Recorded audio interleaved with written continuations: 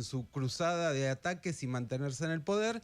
Del lado iraní, obviamente, tiene que haber una respuesta. Veremos cuál es, hasta dónde llegan. Pero lo que hay es una nueva agresión estadounidense, una nueva agresión imperialista a un país soberano. Lo vimos en Venezuela. Está la amenaza sobre Cuba, sobre Irán, una amenaza que termina cumpliéndose. Y un mundo que empieza a ser cada vez más convulsivo porque hay muchos actores dando vuelta. Con Donald Trump, que cada vez que dice voy a atacar a alguien, tiene muchas crisis internas, ya lo charlamos, muchas movilizaciones en contra de su gobierno, caída en las encuestas, pero está cada vez más agresivo en el plano exterior. Año electoral aparte, ¿no? De término, en noviembre. En noviembre en los Estados Unidos. Si hay algo nuevo, esto es noticia en desarrollo. Esto es noticia en desarrollo. Si hay algo nuevo que se sepa, por ejemplo, si se confirma este asesinato o no, que hay que ser prudentes en términos de que no está confirmado, lo iremos contando alrededor del programa.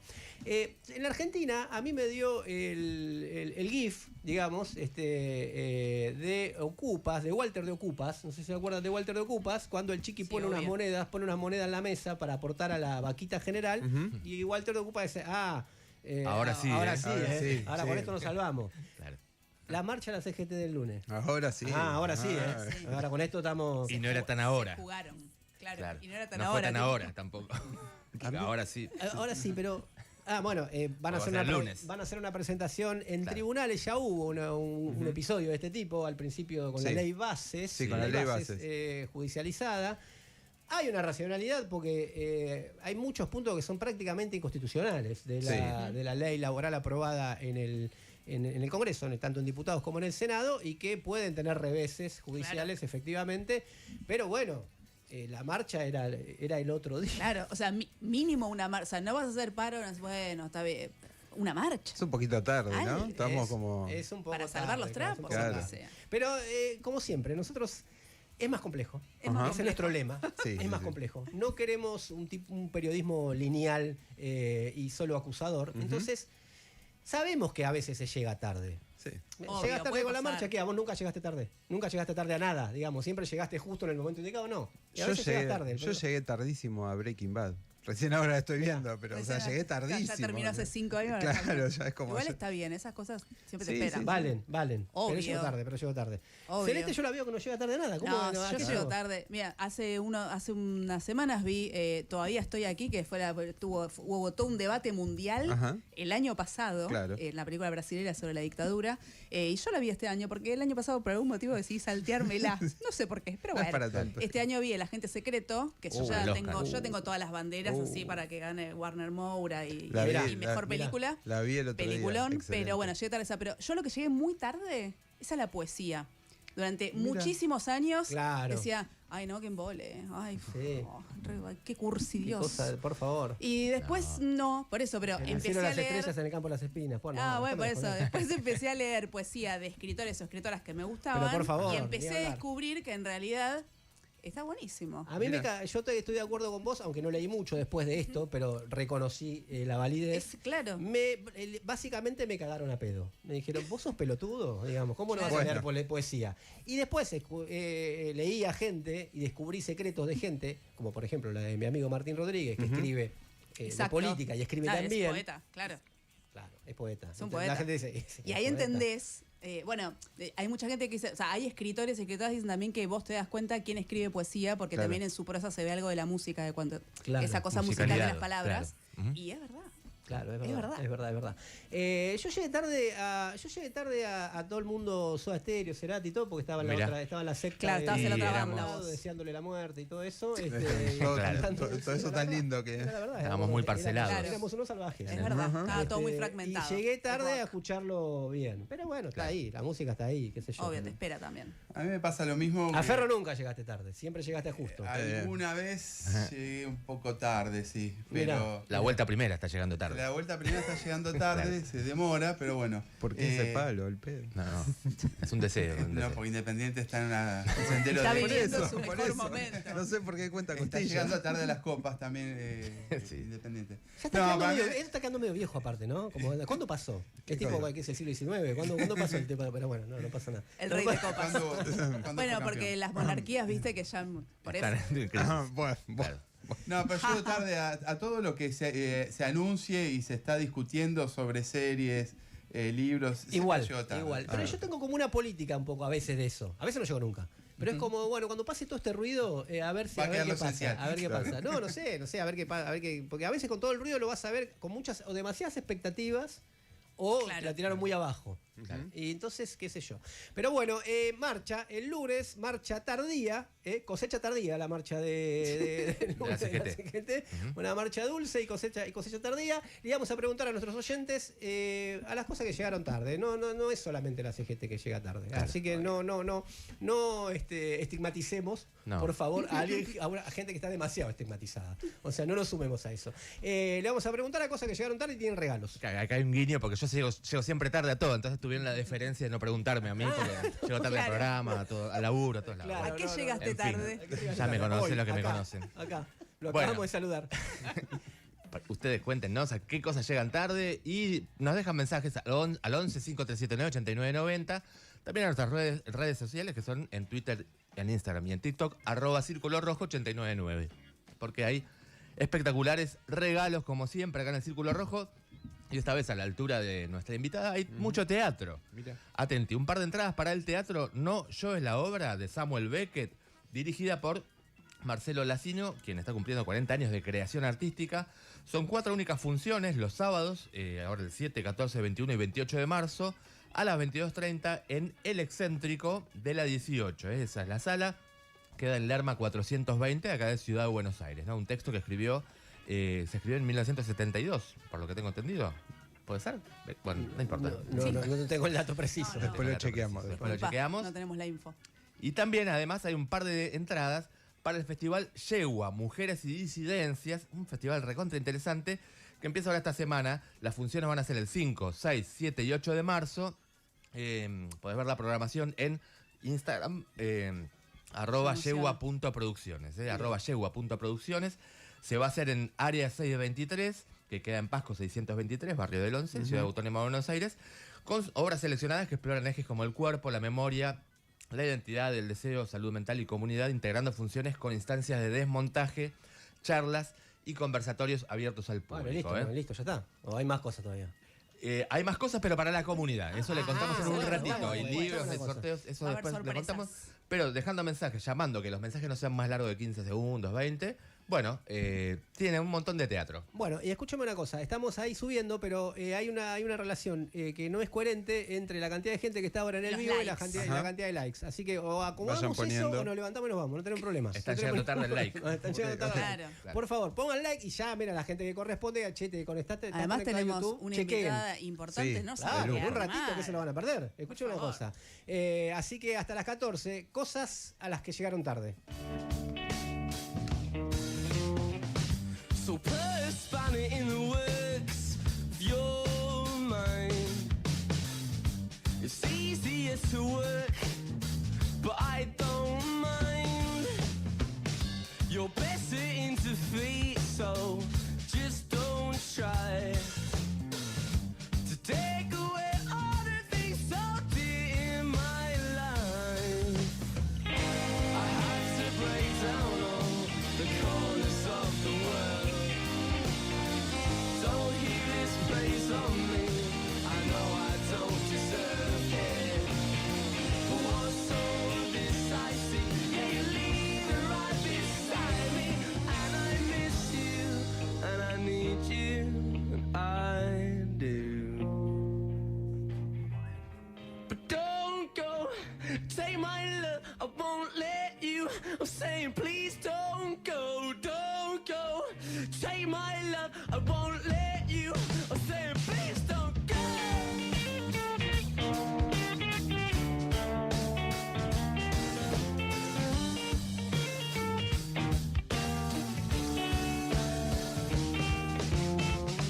Oh, leave your lover now, it's your turn. And see your mother now, oh, she's okay. You're better into feet, so let's not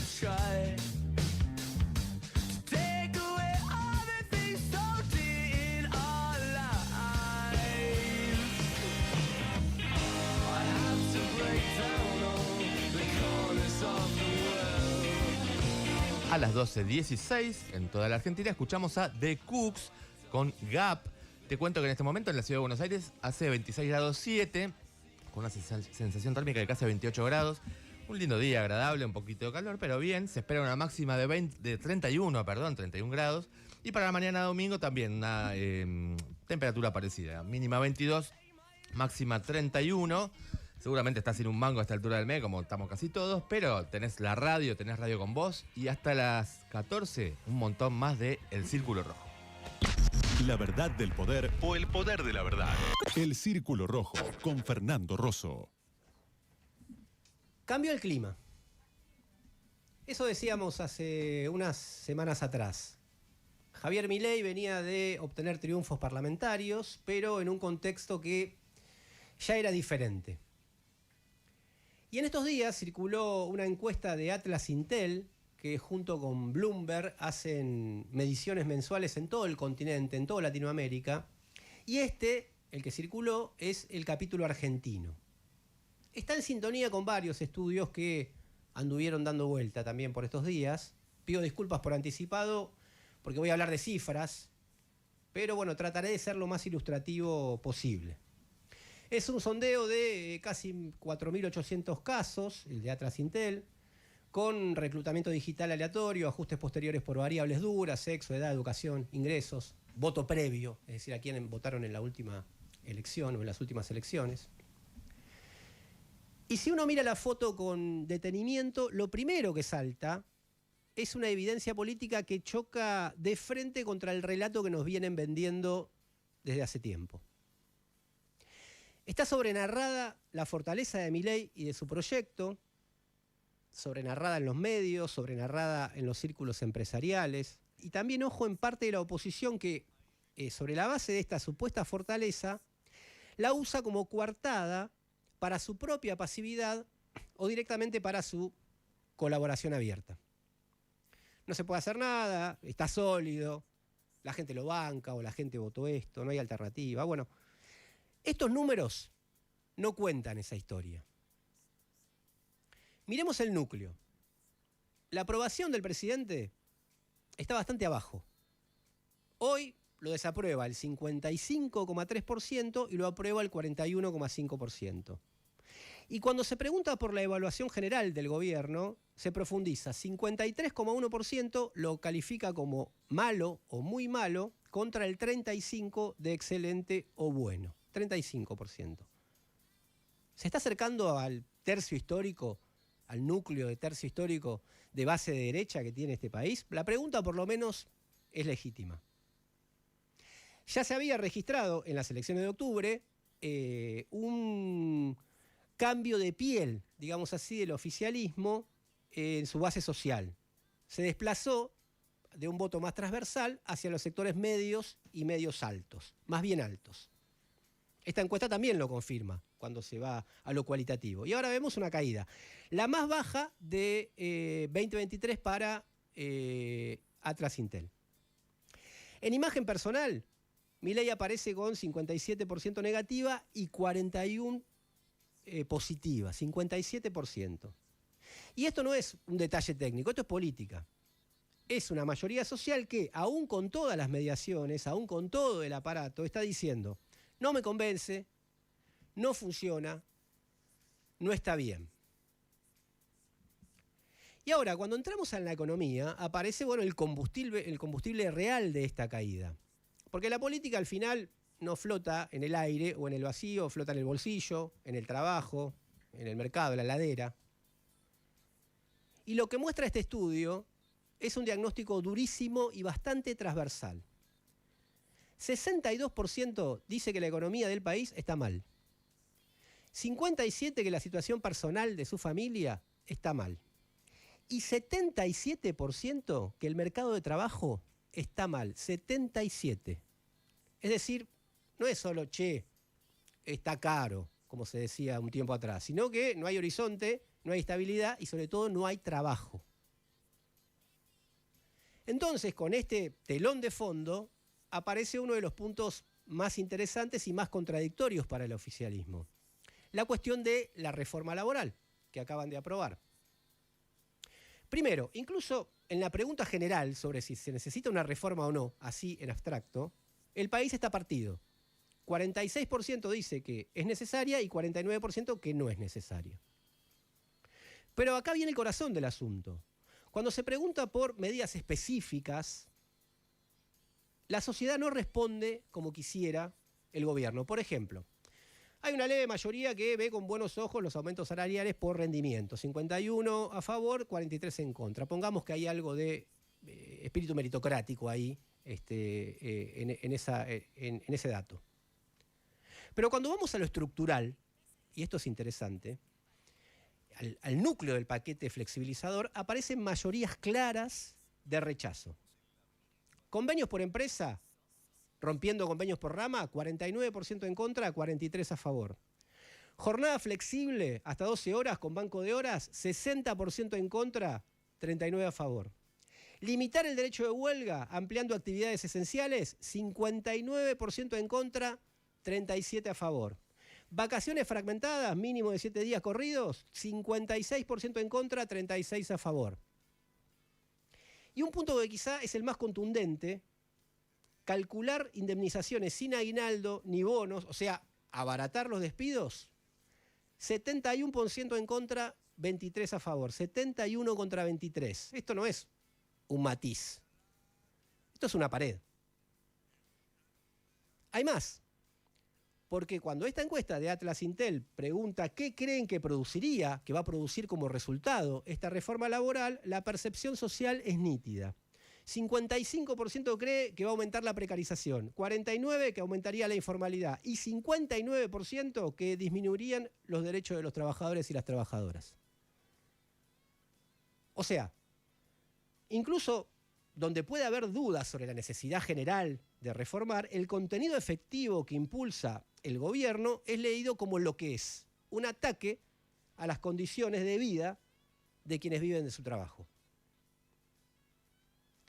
Entonces, ¿qué está pasando? Bueno, que Milei intenta instalar un clima de una épica triunfalista, ya ganamos, ya no se discute, todo lo otro es el pasado, esto va a ensayar en la apertura de sesiones del Congreso, pero este trabajo muestra que hay algo mucho más real.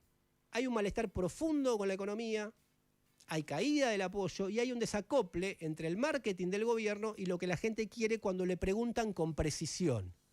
Que esto es lo más importante de las encuestas o de este tipo de trabajos. Si uno junta las piezas, aparece una conclusión política que vale oro. No hay una mayoría consolidada en torno al programa y al universo de ideas de Milei. E incluso se está configurando una mayoría en su contra con bastante claridad sobre lo que no quiere. Hay un gobierno que grita fuerte, que ocupa agenda, que se apoya en una oposición tradicional desprestigiada y fragmentada, en una dirigencia sindical dócil. Pero una cosa es esa crisis del universo opositor y otra muy distinta es que exista un mandato social para el programa de Milei. Esta equivalencia es la gran mentira del momento. Y es la mentira que se están tragando la casta política que vota a la carta lo que le pide Milei. Esto, además de esta encuesta, se nota en muchos gestos o detalles. Por ejemplo, en la simpatía que tienen los protagonistas de conflictos duros que enfrentan el ajuste o los referentes que se plantan contra Milei, la izquierda, por ejemplo. Ayer nomás, el corte que se hizo en el centro recibió un sorprendente apoyo de la gente que estaba en los negocios, los bares, en la zona, muchos de los afectados por este programa económico. ¿Y qué hacemos con eso? Bueno, porque ahí está la política real. Si el malestar queda disperso, si se queda encapsulado en la queja privada, si queda administrado por la rosca parlamentaria, entonces Milei va a intentar avanzar igual, aún con baja legitimidad. Pero si ese rechazo se organiza, se transforma en fuerza social, entonces el relato de fortaleza se cae como un decorado. Por eso digo que está sobrenarrada la fortaleza de Milei, porque lo que hay más que fortaleza es una combinación de propaganda, polarización o tendencia del gobierno a cerrarse sobre su tercio y vacío opositor. Y contra eso, los datos, cuando se los mira bien, muestran un terreno fuerte para la disputa. La reforma laboral no tiene cheque en blanco, la economía erosiona y el apoyo cae. No es un detalle, es una oportunidad para la política. Y sobre todo un recordatorio. Los proyectos no se imponen solo con discursos, se sostienen con resultados. Y los resultados, para las grandes mayorías, no estarían llegando. Que no te gane la indiferencia. Toma partido en el Círculo Rojo con Fernando Rosso. Donde estés, en todos lados, con vos. En Carrefour, el ahorro es gigante. Hasta el lunes, en Hipermarket Express y Carrefour.com.ar. 3x2 en todos los vinos y fumantes. 50% de descuento en la segunda unidad en marcas seleccionadas de leches, arroz y gaseosas. Carne picada especial de novillito a 9.990 pesos por kilo. Carrefour, lo mejor para vos al precio más bajo. Válido del 24 de febrero al 2 de marzo del 2026 en la República Argentina. Picada especial, no válida sur. Más información o limitaciones aplicables, consultar en Carrefour.com.ar. Donde estés, en todos lados, con vos. Se congeló tu deseo, es la pulsión de vivir. Caíste volando hasta el suelo y tuvo que ser así. El que siempre estaba en todas, un día se tuvo que ir.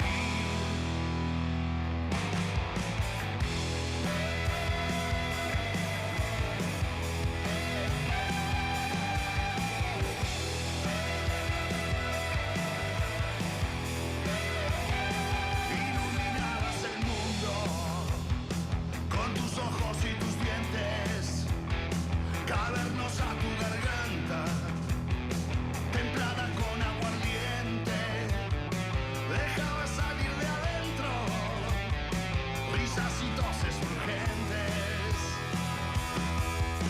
Corta fue la bocha de tu vida y tan intensa tu partida.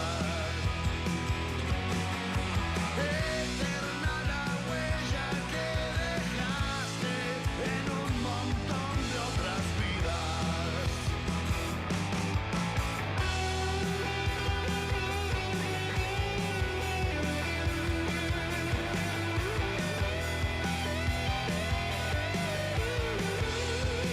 .29 en toda la Argentina. Escuchamos a las pastillas del abuelo con El encanto del flagelo.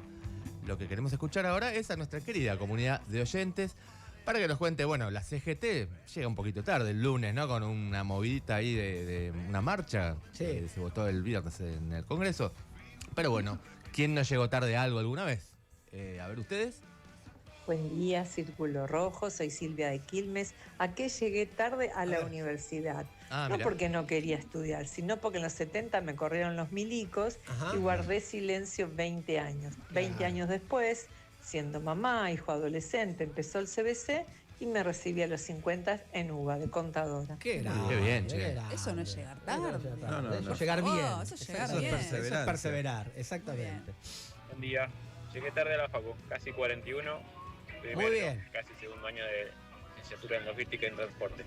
No sé, veo si no me bajo igual, No, amigo, no. Siga. Acá te bancamos. Te queremos el título, Si tenés el título, vení y te hacemos una entrevista. Dale.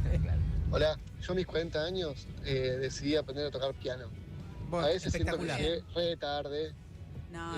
Pero bueno, nada, trato de conformarme con que la verdad que nunca es tarde para aprender. No, jamás. Así que ahí estamos. Me encanta porque me encanta el rulo que está haciendo la cosa, porque está haciendo cosas buenas. Nosotros, obviamente, como siempre decimos boludeces y la gente dice cosas más dice interesantes. algo interesante. Muy bien. Hola, Círculo Rojo. Bueno, quería saludar a Creador. En esta semana estuvimos de festejo, cumplimos un año más de Amor y Locura. Esta noche espero que podamos salir a ver a Juli Lazo. Y bueno, Creador, te mando un beso y gracias por ser mi compañero en esta aventura. Saludos. Me caigo y me levanto. Me encanta esto que nos usen. La comunidad del chat del YouTube de Radio Con Vos y del Círculo Rojo genera hasta esto, amor. Ya somos un canal de no, porque hay amor. dos cosas. Ya esto me pone bien, creador... O sea, totalmente sorprendido. Tiene, no sé, tiene novia, tiene señor. Y lo segundo, el creador va a ver a Juli Lazo. Está listo, muy bien. El mundo no deja de sorprenderte, ¿eh? Muchas gracias, qué grande. Marca Puma es el nombre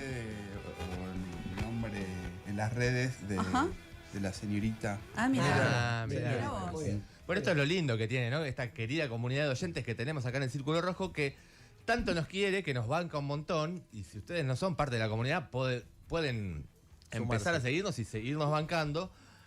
Porque, bueno, aparte, digamos, ustedes entran al circulorojo899.com y aparte de ver todas las columnas del programa, editoriales, bueno, de todo tienen ahí, incluso de programas viejos, lo interesante también es que hay emprendimientos que nos apoyan y, bueno, pueden tener un montón de beneficios en esos lugares, ¿no? Por ejemplo, la gente de Ediciones IPS, que dentro de un ratito ahí vamos a escucharlos, ahora nos dice, mira, sumamos La Fuerza de los Fuertes, es una compilación de cuentos de Jack London, porque vimos que Fernando Rosso escribió una muy linda nota en Panamá Revista. Esta semana tuve muchas vueltas con un gran libro, ya lo recomendé acá, el Pueblo del Abismo, y hay que seguir el camino de London hasta el final, digamos. Sí. Ahora no hay manera, así que sí. Espectacular. London Calling, acá pueden ganarse. Esto va igual para sortear entre quienes no están en la comunidad todavía o quienes también están, pero los que llamen hoy. Pero va a haber un montón de otros premios exclusivos para quienes son ya parte de la comunidad. Eso, estén atentos porque para la semana que viene, que se viene el 8M, o sea, sus calendarios estén atentos porque vamos a hacer un sorteo especial para las personas que son miembros de la comunidad con libros, todos relacionados con la temática de feminismo, géneros. Y hablando de eso, hoy justo Madre Selva es una editorial que tiene un catálogo que va bastante por ese lado. Nos mandó varios libros, algunos los vamos a regalar. Yo me voy a quedar con uno, que lo voy a leer, lo voy a compartir después con ustedes. Mirá. Que se llama El discurso no es destino, debate feminista sobre el cuerpo, la naturaleza y las ciencias. Que les muestro acá, como siempre, tiene una edición preciosa. Qué linda tapa. Madre Selva, bueno, tiene otros como este y varios de esos libros van a estar en este sorteo especial que vamos a hacer para socios y socias de la comunidad. Así que tienen tiempo para hacerse miembros de la comunidad toda esta semana. Exactamente. Y tienen tiempo para... Sí, diga. No, digo que incluso si sos de alguna provincia, te lo hacemos llegar, así que también... estamos en proceso de nacionalización, pero todo esto es que lleguemos a ese número redondo que ustedes que están ahí estarán viendo, porque si no se suspende todo, digamos. Claro. Y en un rato, cuando viene Julieta Díaz, tenemos que decir, acá estamos, y con nuestros oyentes, todo en orden y en el lugar que tiene que estar, y falta un poquito. Así que, bueno, despierten a la gente que está durmiendo, a la que se colgó, y sigan sumándose ahí al YouTube. El Círculo Rojo con Fernando Rosso. Sábados de 12 a 14 en el Dial, en YouTube y en todos lados con vos.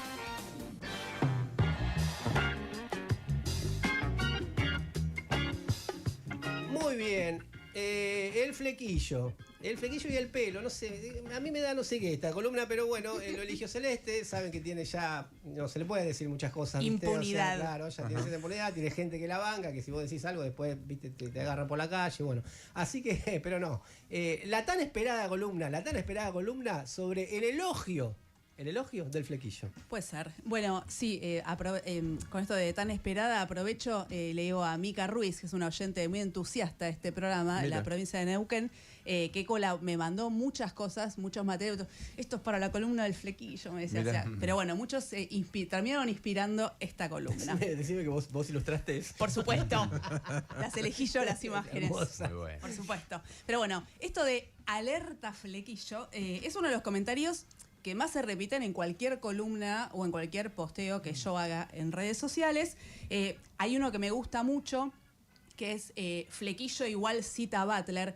Ese alguna vez confieso que le he puesto corazoncito porque siento que se tomaron un poco de trabajo. Pero bueno, obviamente no es algo personal, sino que esto de alerta do flequillo es una contraseña, es una advertencia para invalidar la palabra de una mujer que está diciendo cualquier cosa. Claro. De hecho, es una variante sutil de la violencia y de la misoginia que circula hoy en cualquier red social. Además de ser una práctica, sobre todo en la última década del mundo digital, a mí al menos nunca me lo han dicho personalmente, siempre fue por redes sociales, pasa sobre todo en Argentina y de forma bastante más acotada en México y en España, que igual son países que lo que tienen en común junto con Argentina es que todos tienen movimientos feministas relevantes más allá, digamos, de las coyunturas, ¿no?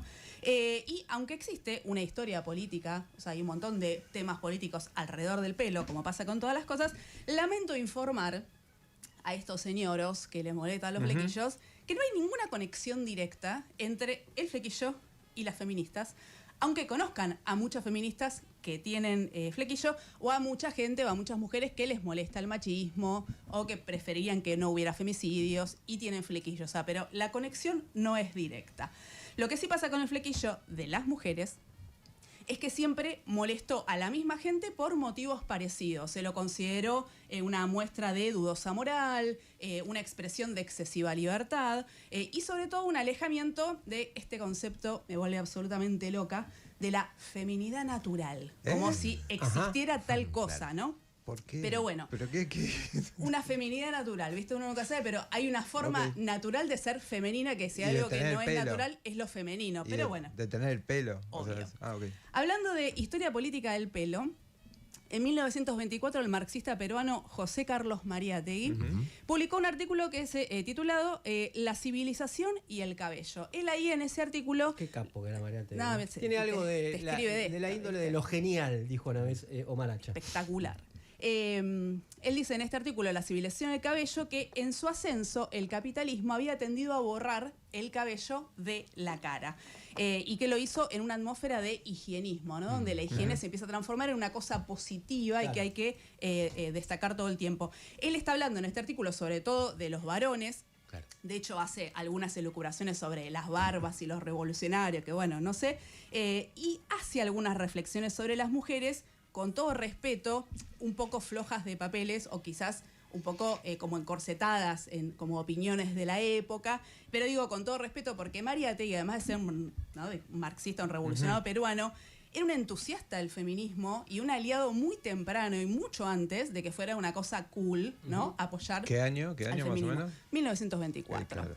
Pero bueno, lo que me interesa recuperar de este artículo de Mariátegui es esta idea de la higiene, que en las mujeres se potencia y se combina con la idea de la pureza, que está muy conectada con la virginidad. Por eso los peinados femeninos aspiracionales, es decir, esos que expresan lo deseable, que expresan cómo deberías comportarte o cómo deberías lucir, en general siempre destacan que tu cara tiene que estar completamente limpia y ausente de pelo. No solamente el flequillo, sino también, de ahí viene también lo de depilarse, todo ese tipo de cosas, que es tema para otra columna.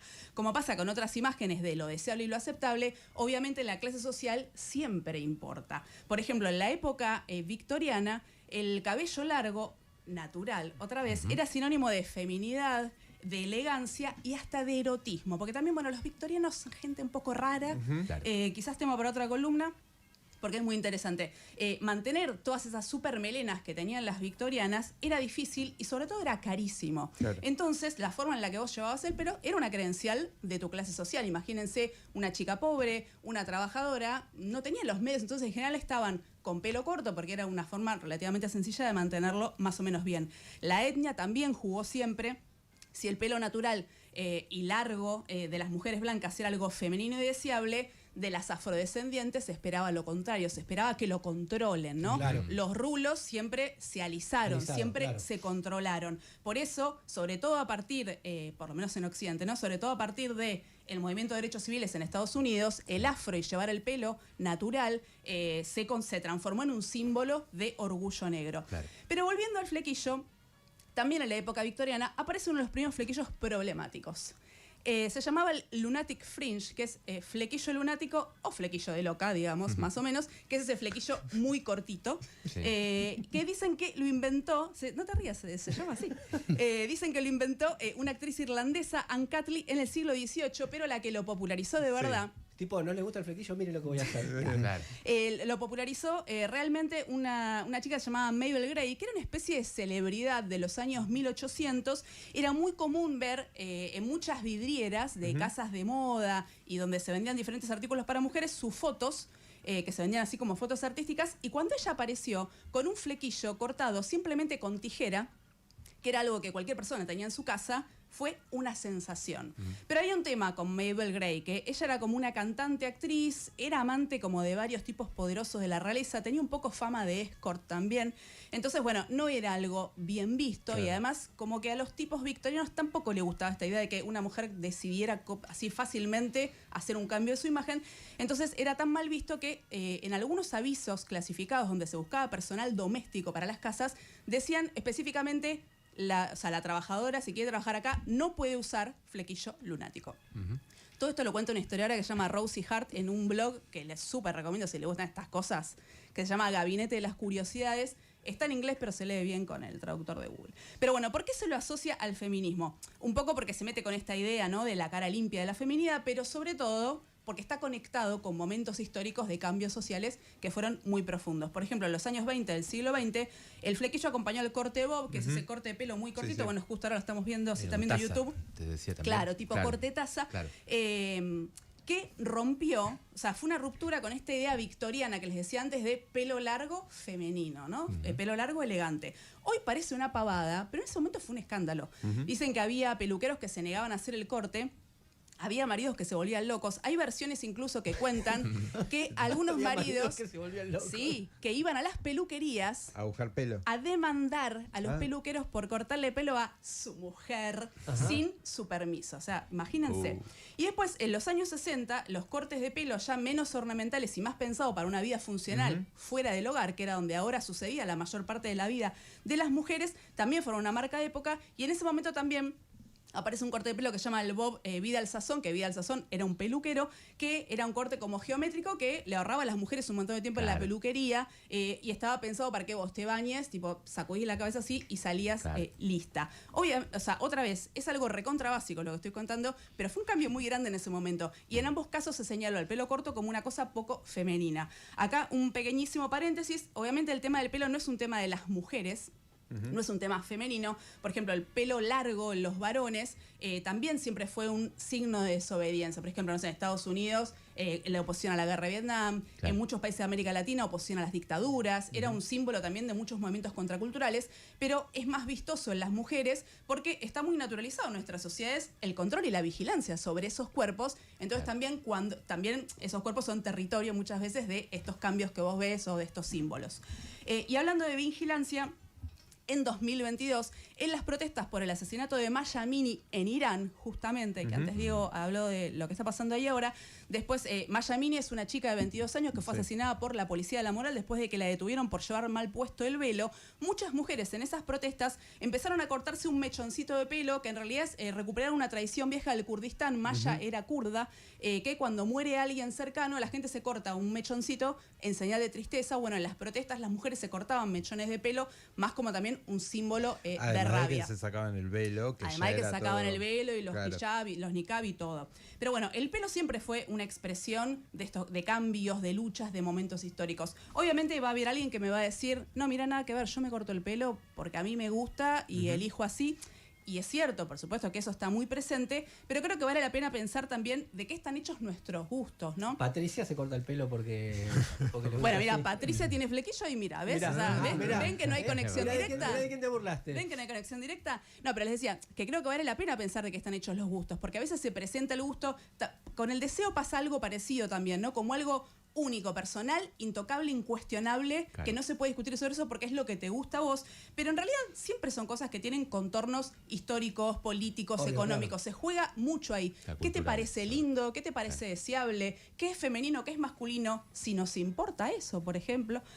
Obviamente no pensamos en nada de esto cuando vamos a una peluquería a cortarnos el pelo o nos cortamos el pelo en casa, pero siempre son cosas que están por ahí flotando. Así que bueno, la próxima vez, si son una mujer, alguien les dice alerta do flequillo, acá tienen un par de comentarios para hacerlo.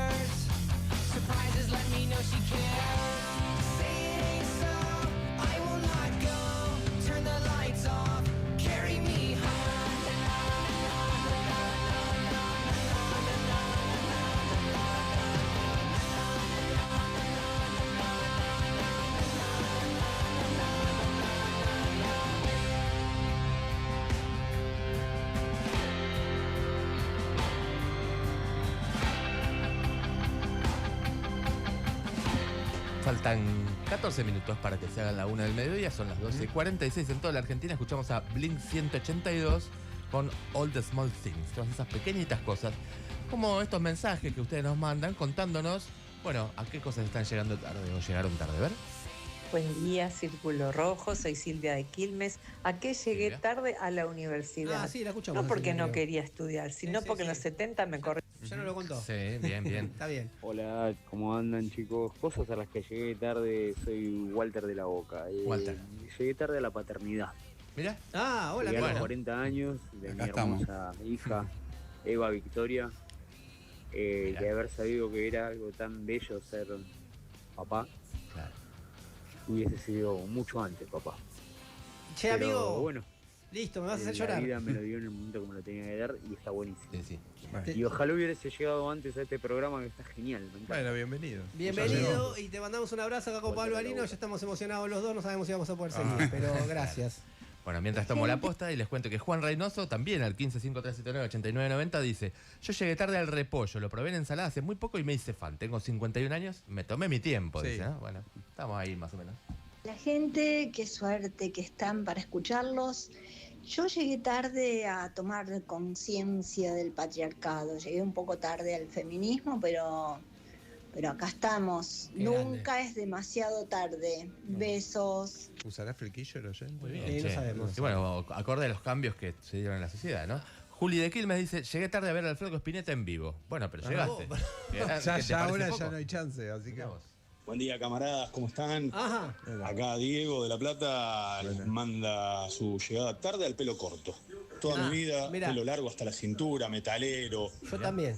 con aspecto de un hippie de los 70s. Yo me acuerdo. Y hace unos meses me corté el pelo y me siento renovado. La gente dice que me veo más joven. Ajá. Me siento más joven incluso, Sí. así que tardé en llegar al pelo corto, ahora lo luzco con orgullo. Él porque puede elegir, la verdad que estoy muy contento. Me parece muy bien, amigo, me parece muy bien. Te saludo en este momento. Después la gente empieza a decir otra cosa, pero disfrutá este momento.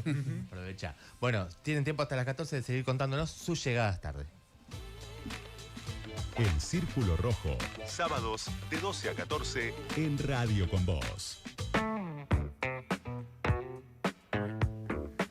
No hay informe, no hay dato que venga de cualquier medición, ya sea pública o privada, que no dé números malísimos de la economía. Te comento esto, Pablo, que lo vi ayer pasar en una nota del Economista que hablaba de también despidos en las entidades financieras. Y justo a la tarde, que había ido a buscar a mi hijo al jardín, estaba hablando con el papá de una compañerita que labura en una entidad financiera. Me decía la verdad, que estaban echando gente, combinación de IA, de que no hay más venta de dólar MEP, etcétera, entonces que también se estaba echando gente ahí.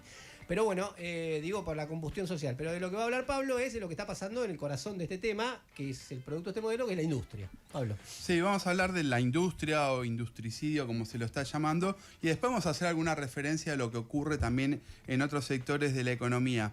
Para así ubicar el tema, la industria argentina en realidad está en crisis o está estancada hace más de una década. Lo que parece que estamos viendo ahora es un salto de esa crisis.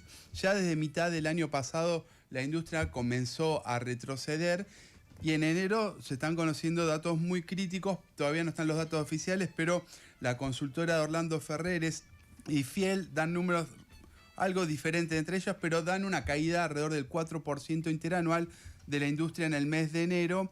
Y después también hay una caída muy grande de la industria automotriz, que es una de las principales ramas industriales del país, que cayó 30% en enero en relación a enero del 2025. Y este panorama se está traduciendo en una oleada de cierres, suspensiones y preventivos de crisis que configuran en realidad un verdadero industricidio. Hice como un mapa para tener una idea del alcance regional que tiene, o del alcance geográfico que tiene la crisis industrial. En Buenos Aires y AMBA tenemos, bueno, la emblemática toma de los trabajadores de la empresa FATE, del empresario Javier Madanes Quintanilla, que busca despedir 920 trabajadores y dejar a 920 familias realmente en la calle sin sin ingresos y aplicar de hecho una reforma laboral. Pero después también en la zona norte de Gran Buenos Aires tenemos el caso de Ilva, que los trabajadores están enfrentando un lockout patronal. Georgalos, que volvió a hacer una nueva tanda de suspensiones estos últimos días, incluso atacando a delegados y congresales del STIA, del Sindicato de la Industria Alimenticia. Está el dato de Cocot, la empresa seca que produce medias, claro. Cocot y ropa interior de la marca Dufour, claro. Despidieron a 140 operarios. La cervecera Quilmes también registró cesantías. Si nos vamos al sur del país, tenemos en Tierra del Fuego los trabajadores de Aire del Sur que producen aire acondicionado de la marca Electra y Feder tomaron la planta también para defender los 140 puestos de trabajo. Newsan, del empresario, uno de los empresarios más ricos del país, Chernahovsky, también reporta crisis y despidos. Si nos vamos a Córdoba y Santa Fe, hay una marca emblemática que es La Paila, que elaboraba alfajores y anunció el cierre. Una empresa muy conocida del centro de cordobés, Córdoba Goma, que vendía, entiendo, neumáticos. Claro. También la empresa Web también despidió trabajadores en Córdoba por presión de las importaciones. En Santa Fe, el grupo Marengo. Este grupo es muy emblemático porque había lanzado en diciembre del 2023 una suerte de guiño a Milei, un caramelo, producen caramelo, y se llamaba No hay plata. Sí, bueno, No hay plata, se declaró en crisis terminal Marengo por la caída del consumo interno. Si no, vamos al litoral y al NOA, en la empresa entrerriana Tres Arroyos, se inició en Buenos Aires, pero tiene varias plantas en Entre Ríos, que es una avícola, también está en crisis, cerró una planta, ahí se dice que es por las importaciones desde Brasil y por cuestiones vinculadas a problemas sanitarios que tuvieron Argentina y Brasil los últimos años. Está la textil Emilio Alal en Corrientes, con más de 100 años de existencia, anunció el cierre. También esa textil opera en Chaco, dejó unos 260 trabajadores y trabajadoras en la calle. En Tucumán, TN Plates, que suspendió a 190 trabajadores.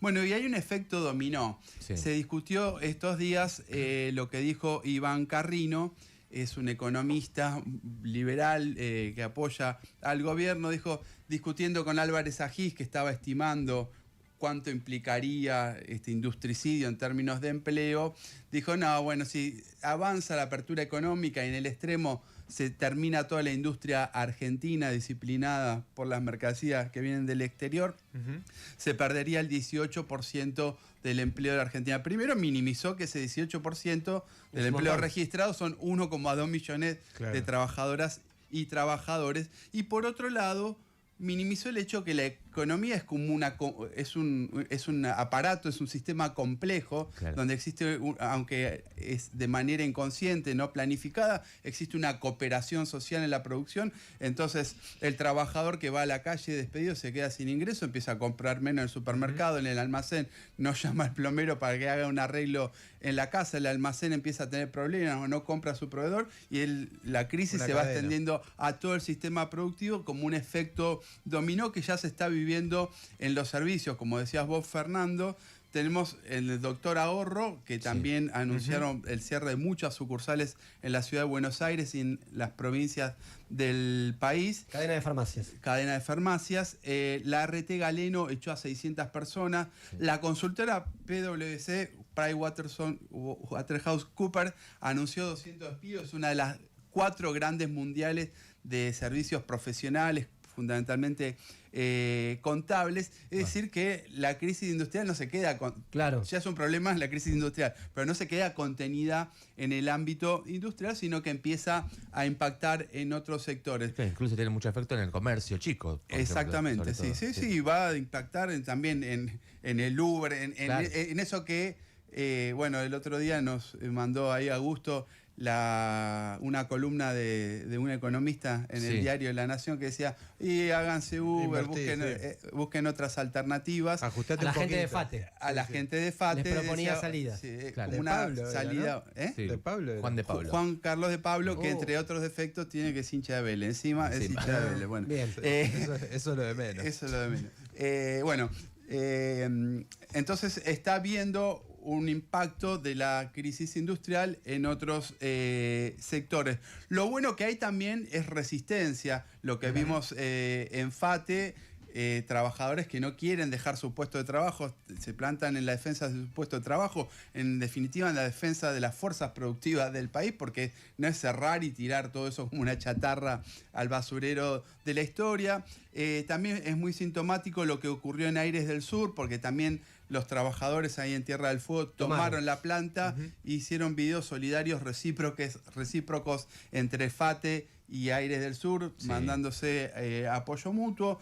En Ilva también siguen planteando, que es una ceramista también de la zona norte, siguen planteando que le paguen las indemnizaciones, es decir, están en lucha. Bueno, hay muchos símbolos de resistencia frente a este plan industricida del gobierno de Milei. Y después empiezan a vislumbrar algunas posturas. El gobierno de Milei celebra la apertura económica, Adorni cada tanto postea, que bueno, que tal cosa, que entra tal cosa barata, porque opinan que eso va a disciplinar los precios en Argentina, va a disciplinar en última instancia a la clase trabajadora, pero también lo piensan quizá como una suerte de garrote contra una burguesía nacional que también, podemos hablar, tiene muchos problemitas o puntos oscuros en su historial. Pero si uno mira las importaciones desde Asia, desde el gigante asiático, perdón, desde China, aumentaron en 2025 un 93%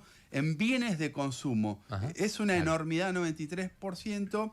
Y si uno mira los bienes de capital, que son como síntoma de inversiones, y los bienes intermedios, China está duplicando o triplicando los que provienen de los Estados Unidos, por lo cual ahí hay un problema, porque políticamente Milei está entregado a Trump, está arrodillado frente a Trump, pero económicamente hay como una invasión de productos chinos. Está arrodillado ante la eficiencia, se quiere, de la economía china. A esa eficiencia después habría que incorporarle problemas de escala, de logística, de protección, de un Estado que dirige mucho la orientación económica, pero el asunto que en términos económicos hay como una suerte de invasión de productos chinos. Obviamente que el pensar industricidio no habría que pensarlo como un resultado inexorable, como un destino que está ya definido, sino que habría que plantear alternativas frente a eso.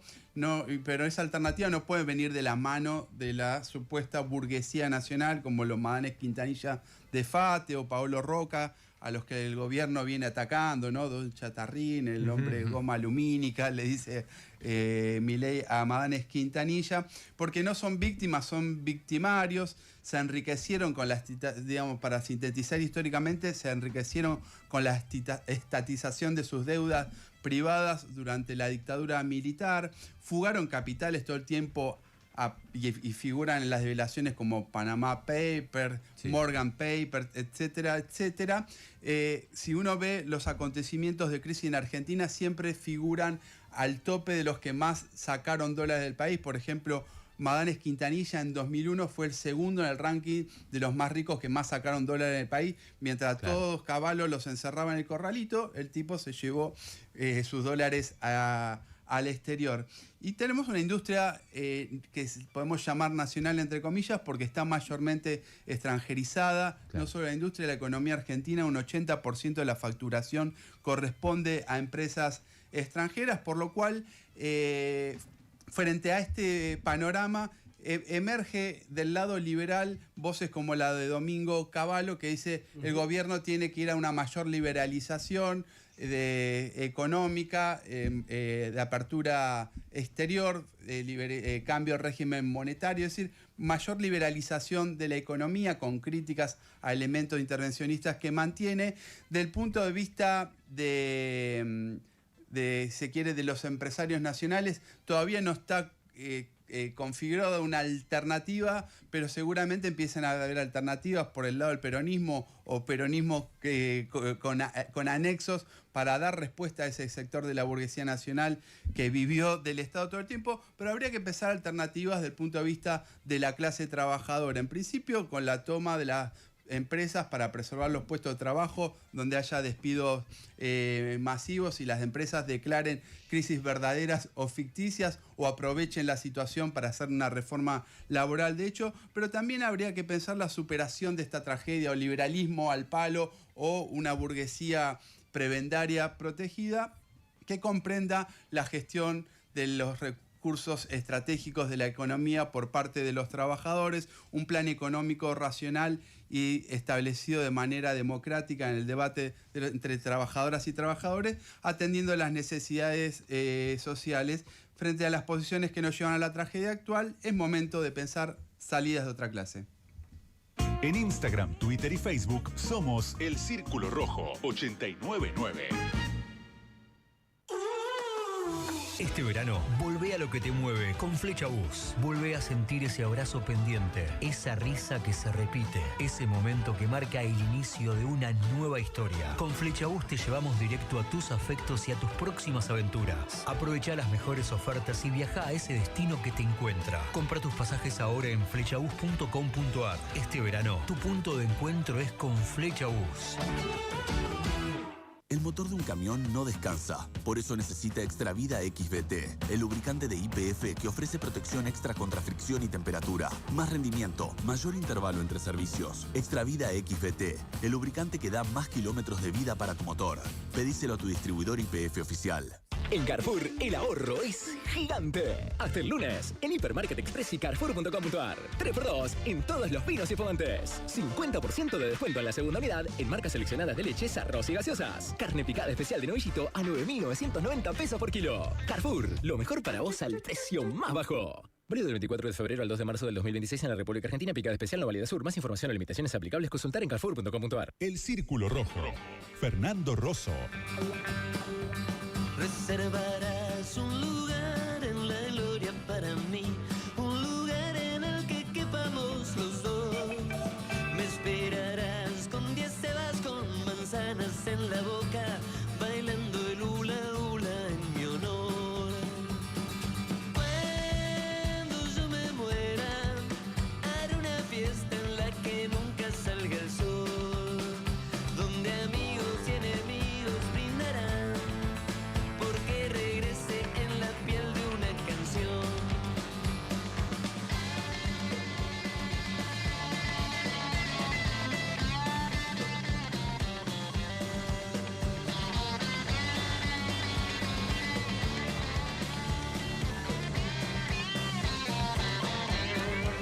Y sonreirás al final cuando todo para mí sea el sueño que persigo con fervor. Las promesas de caricia. Dale, tranquilo. 1304 en toda la Argentina. Escuchamos a Babasónicos con El Ídolo. Hablando de ídolos, bueno, ahora voy bien en entrevista.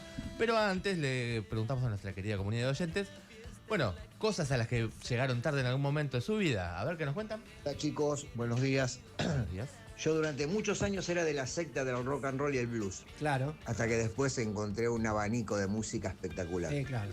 Bueno, les mando un saludo.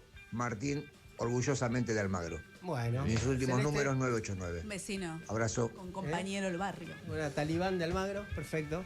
Hola chiques, yo llegué tarde, me pasó lo mismo que a Fernando, pero llegué tarde a Sumo. Me enteré que se murió Luca Prodan y no sabía quién era porque estaba con la onda Psicobolche, Mercedes Sosa, Serrat, Chiqui Rodríguez y no sabía quién era Sumo. Un Claro. desastre. Edith, chau. Ah, pero bueno, está ahí. Me pasa al revés. Nunca es tarde, nunca es tarde. Hola, yo llegué casi tarde a la maternidad, con casi 44 logré ser por doble donación, pero bueno, acá estoy en este camino maternando a un nene de primer grado. Beso. Qué grande, me encantó. Estos son golpe bajo, viejo. Claro. O sea, ¿viste? O sea, está difícil, pero muy bien, le mandamos un abrazo. Bueno, che, sigan que hasta las 14 tienen tiempo de seguir contándonos a qué cosas llegaron tarde, que hay muchos premios, mucho de teatro y bueno, y ahora se viene la entrevista. Las preguntas que querrías hacer, las respuestas que necesitas escuchar. Ahora llega la entrevista en El Círculo Rojo por Fernando Rosso.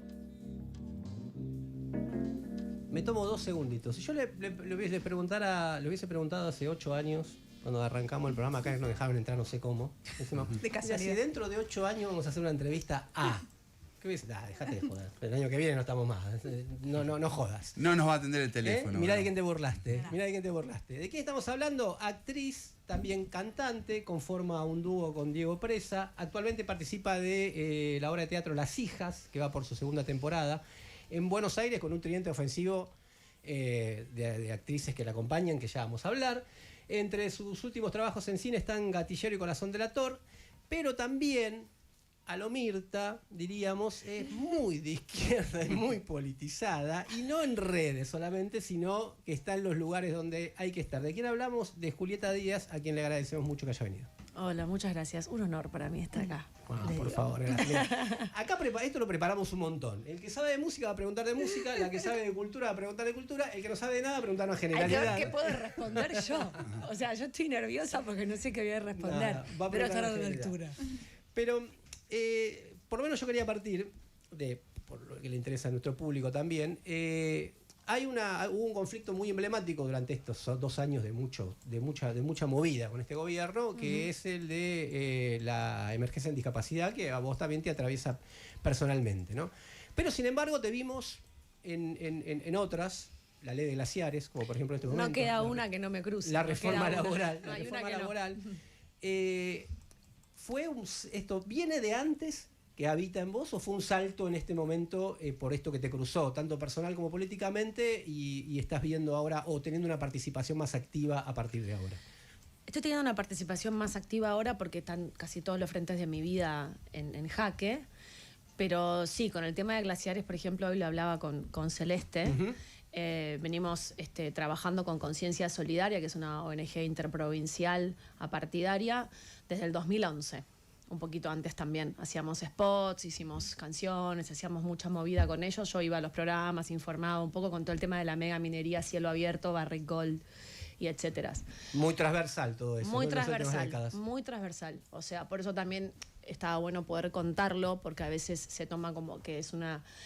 tenemos esa acusación a los artistas, hoy somos los enemigos número 1, los trabajadores en general, pero digo, no es que me quiera poner en víctima, porque sobre todo si hay algo que no soy es una víctima, porque soy una privilegiada, pero digo, hoy los periodistas y los artistas, la verdad el otro día, digo, somos un poco lo que llegamos directos a la gente, ¿no?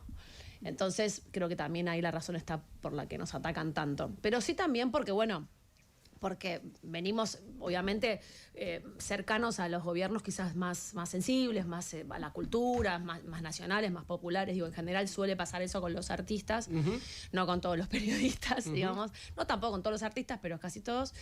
Y bueno, y entonces en ese momento con Celina Font y otras compañeras y amigos, compañeros y con las ONG, fuimos haciendo diferentes cosas. Y eso fue en época kirchnerista, ¿no? Entonces, la verdad que digamos, también la transversalidad del extractivismo ahí no hay grieta, están todos de acuerdo, ¿no? Así que sí, yo vengo como por momentos trabajando más y trabajando menos. En esa época que te contaba mucho, después en algún momento dejé, pero siempre estuve en contacto y hoy, bueno, después de tantos años, el colapso ha llegado, el futuro ya llegó. Entonces, algo de eso, ¿no? Y entre las cosas que vimos, contabas en algún momento que tu viejo fue parte de Teatro Abierto, que fue una experiencia hacia el final de la dictadura, muy importante como movimiento, de todo ese movimiento que se armó, que termina con la caída de la dictadura. ¿Cuánto hay de esa impronta en vos? Y bueno, sí, también lo hablaba estos días, sobre todo porque iba a venir a este programa, un poco, y hay un poco de esa impronta. Yo vengo de una familia básicamente cruzada por la izquierda, por el peronismo más de primera hora, ¿no? Más de los derechos y un poco de ese palo. Mi madre, alfabetizaba en las villas de pendeja, digo, como un poco ese palo, y mi viejo sí, en esa época, en el PC, después la izquierda, bueno, esas movidas, sí. Pero digo, sí, por supuesto que tanto arriba como abajo del escenario yo tengo un poco esa mirada. Yo siento que es una mirada empática. Es difícil hablar de los partidos políticos, es difícil por la historia, es difícil por los intereses cruzados, por la rosca y por los que nos quieren vender. El otro día leí una cosa que me encantó, que fue que no te hagan creer que los derechos humanos son ideología. No, la ideología no, como era como quiero decir, como partidismo, ¿no? Que los derechos humanos son transversales. Entonces, hay algo de eso que me atravesó siempre. Mi viejo siempre fue y es un ejemplo arriba del escenario, pero también abajo. Y mi madre también. Yo vengo un poco de ahí. Y hoy me pasa que, atraviesa toda mi vida. Tengo padres jubilados, tengo una hija con 2 discapacidades, soy artista del audiovisual, soy mujer.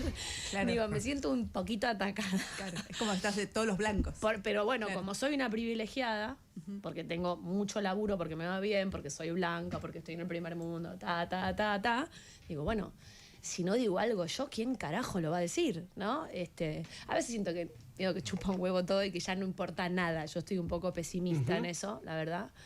Pero nada, simplemente trato de pensar que puedo comunicar algo, pero realmente no hay una especulación partidaria ni ningún interés, ¿no? Yo trabajé 15 años con el grupo Clarín, digamos, y me dicen caca, le devolvé los sobres de la nuestra. ¿De qué nuestra me estás hablando? O sea, no entiendo de qué me hablas. Pero bueno, la que le robó Clarín a otro, debe ser. O sea, no, la verdad que no. Claro, digo, es como que después de eso, de trabajar con el grupo Clarín en Polka y en Canal 13, digo, trabajé en todos lados y digo, después es una cuestión, de lo que uno elige votar o no, de lo que se puede equivocar o no, digo, como el derecho de cada uno y de cada una. Pero bueno, hoy está muy utilizado y es muy doloroso como todo se lleva para ese lado, ¿no? Es un poco un método, claro, ¿no? Ponerte, digamos, encasillarte en algún lugar para desde ahí decir, bueno, te pega. Claro. Che, estamos entrevistando a Julieta Díaz, ¿ustedes se dan cuenta? No, sí, todavía cayeron, son conscientes, van a caer después. No. Y ahora me voy a dedicar a escuchar a Celeste y que van a hacer preguntas mucho más interesantes que yo, seguro. Te quería preguntar justamente, conectado con el teatro, vos ahora estás haciendo Las Hijas, que aparte tiene una segunda temporada. Yo le contaba antes a Julieta que cuando estuvieron en el Maipo, que el año pasado que estrenaron, era prácticamente imposible, que era raro porque era una obra, es una obra de teatro que no es que había aparecido un montón y entonces por eso la gente iba, sino que es como que se empezó a pasar bastante de boca en boca, quizás un poco por el tema, porque eso es una historia de 3 hermanas, tiene que ver también con la familia, con la maternidad, con envejecer, ¿no? Tiene muchos esos temas que Soledad Villamil y Pilar Gamboa, tridente tipo del Barcelona, digamos, ¿no? Pero bueno. Pero digo, me parece que llega un poco por el tema, porque son temas que estuvieron también muy charlados socialmente de una u otra forma, ya sea porque están en discusión por alguna ley o algún ataque, alguna discusión, pero también porque me parece que el feminismo tuvo mucho que ver en eso, que instaló temas que antes quizás no estaban tan en la conversación pública. Te quería preguntar si vos ves que un poco la respuesta del público tiene que ver con eso, o sea, con el tema. ¿Y cuánto también tiene que ver con esto de que vos en algunos lugares también lo mencionaste, que es la ausencia también un poco de ficciones y de historias que estén buenas, con buenos actores, buenas actrices, en otros formatos? Bueno, la ausencia de ficción, sobre todo en audiovisuales, es clarísima, pero yo creo que en este caso la respuesta del público a Las Hijas, primero, lo tengo que decir, yo creo que la obra es muy buena, que funciona muy bien en todo sentido. Pero creo que hay algo que se capturó en el aire, que está en el aire de la obra, que es el tema, ¿no? Que es una madre con Alzheimer que tiene, qué pasa con el final de la vida, qué pasa con los hijos cuando se vuelven padres de sus padres o madres de sus madres, y qué pasa con la madre. La bajada de la obra es cada una tiene la madre que recuerda, ¿no? Claro. Y es verdad un poco eso, porque es totalmente subjetivo, los vínculos son muy subjetivos, aunque sea la misma persona. Entonces, creo que hay algo de la obra que capturó eso que estaba en el aire, muy potente de una manera. La obra tiene muchísimo humor, pero al mismo tiempo no le esquiva a la profundidad y al dolor que eso genera. Y es muy fuerte ver en el final estar acompañadas por ese público tan amoroso que nos sigue, que aparte en la plaza está más cerca todavía que en el Maipo, que se ríen tanto con nosotras y después tienen esos silencios y al final la gente... y esto lo digo más por la experiencia que para hacer autobombo, se para mucha gente llorando y nos da las gracias, y yo creo que no tiene que ver solamente con el laburo, que yo creo que es precioso lo que se está haciendo, sino que hay algo de la necesidad de hablar del tema y de conectarse, porque te toca de cualquier manera, seas madre, no seas madre, digamos, como que, y si tenés, digamos, hay algo ahí de tu propia madre, ¿no? Y creo que hoy, además, el teatro, hablando un poco de lo que es la virtualidad, o lo que nos pasa con la virtualidad y con no poner el cuerpo, a mí me genera hay 3 monólogos en la obra, ¿no? Y en los momentos en que las chicas tienen sus monólogos, yo estoy sentada casi con poca luz, porque la luz está sobre la que tiene el monólogo, y puedo mirar un poco a la gente. Y me es muy conmovedor, primero, el agradecimiento enorme de ver esa sala llena en un momento como este, de la Argentina devastada y devastándose, pero además, porque digo, lo que es la presencia del cuerpo ahí, y los de primera fila nos tienen ahí y nosotros los tenemos ahí. Yo siento la mirada. Ayer una señora en la primera fila se ve que estaba muy emocionada. En un momento que nos sentamos las 3 muy cerquita del proscenio, dijo, son 3 genias. Nos dijo, y me causó mucha ternura porque ella necesitaba decirnos algo y estaba ahí, ¿viste? Entonces hay algo de esa experiencia como más vital y más humana de la reunión, a la que, como siempre también dice a veces Cartoon, ¿no? Se le tiene miedo. Como se le tiene miedo que ustedes le abran el oído a la gente, o cuando está afeitándose a la mañana frente al espejo, o nosotros al ladito, o cuando están comiendo las milanesas a la noche con la telenovela. Eso llega mucho, es cotidiano, ¿no? Y a eso se lo está atacando también. No, además el teatro, pienso en esto que decís, que tiene eso también, que es, incluso cuando no hay nada para hacer teatro, simplemente necesitas a personas que quieran contar una historia y a personas que quieran ir a verla. Totalmente. Entonces, también tiene algo de poderoso en un sentido, que es cuando, en ausencia de otras cosas, porque es muy difícil hacer cine, es carísimo, es muy difícil, en la televisión, que era un lugar más o menos masivo, no hay espacio. Entonces, pero el teatro es un lugar como difícil también obviamente tiene un montonazo de problemas, y conviven realidades muy distintas, que era otra cosa que te quería preguntar, porque y como en otros formatos, es como que, podés estar en una obra como Las Hijas, que es una producción grande, tiene un director, como Adrián Suar, está en el teatro, está en el Complejo La Plaza, ¿no? Muy, muy mainstream, y a la vez puedes hacer obras. Yo me acuerdo, por ejemplo, la última vez que yo te vi en teatro fue haciendo Precoz, la apuesta que hizo Lorena Vega. Sí, la versión anterior. La versión anterior, ahora está Valeria Lois, que es una versión maravillosa. Por eso te quería preguntar también, ¿cómo, porque después también, por ejemplo, en el cine haces algo parecido, ¿cómo elegís? Porque te metes en proyectos que son muy diferentes, sobre todo la escala de producción. ¿Qué es lo que te decide elegir? Bueno, hago esta obra de teatro, hago esta película.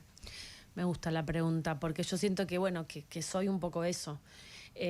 Primero, me puedo meter, tengo como el placer y, como decía antes, el beneficio de poder trabajar en lo que sería el mainstream, que es, digamos, lo que más laburo genera, lo que más guita genera, donde uno puede vivir de eso, ¿no? Pero a mí no es que me convoca, por supuesto que sí, por supuesto que lo disfruto, y hay cosas hermosas en el mainstream y hay cosas malísimas en lo independiente, también hay, digámoslo, porque si no hay de todo un poco. Claro. ¿no? Porque si no hay como una especie de snobismo ahí también, pero entiendo igual, los prejuicios los entiendo perfectos, tienen fundamento también, pero digo, yo siento que a mí me convocan, como soy una privilegiada que puede elegir, cuando elijo, me convocan los proyectos, y la verdad que yo tengo muchas ganas de hacer cine. Y cuando me llamaron para Gatillero, habíamos hecho una película con Cristian Tapia, que es el director maravilloso de la maravillosa Gatillero. Que se pueden ver ahora, creo que está en HBO Max para ver en una plataforma. Está ahí. Nosotros habíamos hecho una película con Paula De Luque que hace muchos años no se estaba filmando tampoco, y ella estaba desesperada por filmar, y nos juntamos un grupo de amigos cineastas y dijimos, producimos una película, y la hicimos en 15 días. Que se llamó La Forma de las Horas, que creo que está en Flow. Y él era el asistente de dirección de esa peli, Cristian. Pero venía laburando ya hace mucho. Y me convocó para esa película, para una participación.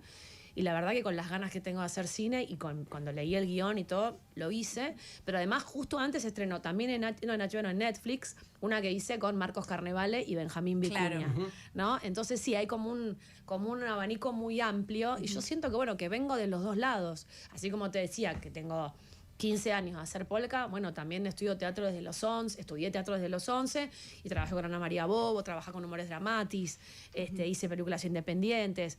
O sea, sí, de todo un poco, porque voy a lo que me gusta y no, qué sé yo, no no siento que no me quedo en una sola cosa. Tengo el lujo, ¿no?, de hacer las dos cosas. Bueno, justo estaba pensando en ese contraste porque justo el año pasado se podía ver, bueno, en Netflix estaba Corazón delator y Gatillero, que no solamente no tiene nada que ver el tipo de producción, sino que ella no tiene nada que ver. Porque en uno, o sea, es como toda una persona que decís, ay, yo reempatizo con este personaje. Y en Gatillero es una mafiosa, ¿verdad? Completa. Es una líder narco. La madrina, la líder narco. Excelente de personaje. Muy los personajes personaje que nos gustan hechos por gente buena. Claro. Entonces decimos, no. Muy buen personaje. Cosa, claro. Pero, sobre eso lo que te quería preguntar es cómo, bueno, igual un poco lo respondiste, ¿no? O sea, ¿cómo se sobrelleva también este momento, este contexto de hacer cine, ya sea actuando, dirigiendo, escribiendo, lo que sea, en este contexto que también es tan dual, ¿no? Porque por un lado hay como oportunidades, supuestamente, porque en teoría hay plataformas que estarían interesadas en producir algo, ¿no? Eso es como el paquete que te venden, ¿no? Sí. Y después por otro lado está el cine independiente, que bueno, está atravesado por un montón de problemas, pero aún así aparecen películas como Gatillero, o sea, que tienen un nivel espectacular, que vos decís, bueno, ¿cómo se sigue haciendo cine así? Sí, bueno, el año pasado tuvimos la única película que participó en los festivales, que siempre suena un montón, fue Belén. Claro. Y mirá todo lo que pasó con Belén. Un montón. ¿No? La maravillosa Dolores Fonsi y todo ese equipo.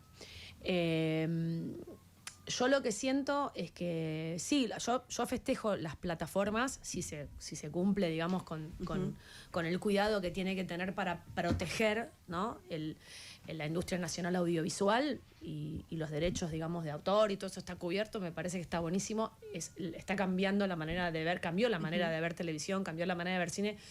Pero sí lo que siento que hay un que no se cuida el proteccionismo, ¿no? Se copia al imperio para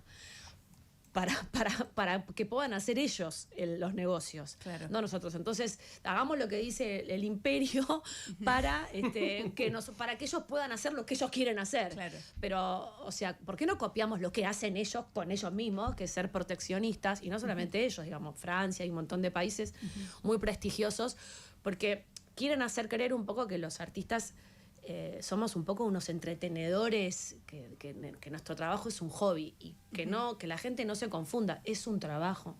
Una película tiene 300 familias y es una industria. Por $1 que entra salen $19 entonces en una película. Lo que sí es verdad es que estamos en esa crisis del audiovisual. El problema que tenemos ahora con respecto al artículo en la modernización de la reforma laboral, en el área que sería como la reforma fiscal, al final de todo, antes eran los artículos 210 y 211, ahora son los 214 y el 215. Ahora se prorrogó para 2028, ¿no? Pero el problema sigue estando, es una cuenta regresiva y lo que se trata de destruir es el audiovisual como el cine nacional, la radio nacional federal que llega a todo el país también, ¿no? Obviamente la información. Claro, y Telam antes, ¿no? Claro, Telam antes, y la televisión. Entonces, y se desinforma. Esto es lo más doloroso para nosotros y para nosotras, porque sabíamos que el Inca tenía que solucionarse, como tenían que solucionarse un montón de instituciones y un montón de organismos. Pero bueno, si vos tenés un paciente enfermo, lo curás, no lo matás, ¿no? Digamos, tenés cáncer, te mato, no se soluciona así. Obvio. Entonces, el tema es que al ser autárquico el Inca se autofinancia. Las tres cosas se autofinancian, digamos. No sale del bolsillo de la gente, no sale del Estado. Y esto es muy importante porque había diputados y diputadas y senadores que no sabían esto. No, porque no sé qué, el audiovisual y que los no CAE, podemos que seguir manteniéndolo. Claro. Entonces es todo como hay un porcentaje de la entrada y después el ENACOM recauda otro porcentaje de las privadas y con eso se produce la industria nacional audiovisual, digamos, y está bien que sea así. Obvio. Que sea así. Sí, se le cobra, si viene Tom Cruise a hacer un tanque acá, se le cobra un porcentaje para proteger, digamos, ese dinero hasta el 2028, ¿dónde va? Por eso se sigue cobrando, Claro.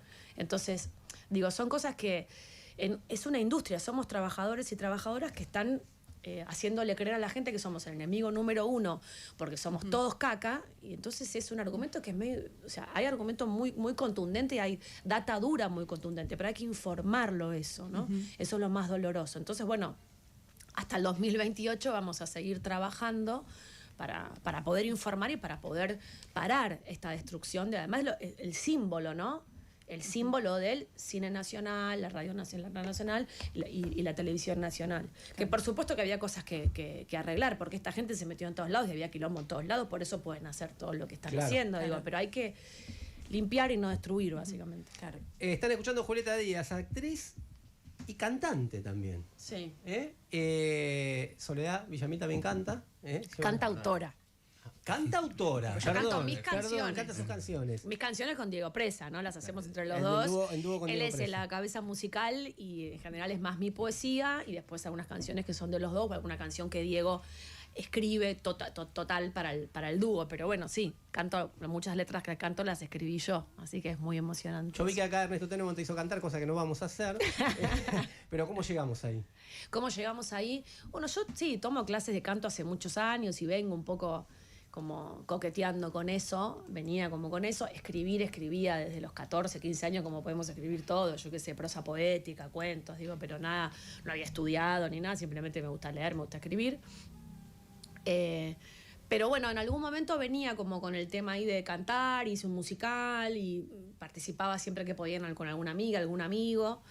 Y en un momento en la cuarentena conocí la música de Diego, me gusta mucho como cantautor, lo que elige cantar, cómo lo hace, su universo musical, y le propuse hacer de manera remota, claro, como hacíamos mucho. Surgió mucho eso en la pandemia. Claro, ¿no? Las diferentes disciplinas de laburo y artísticas.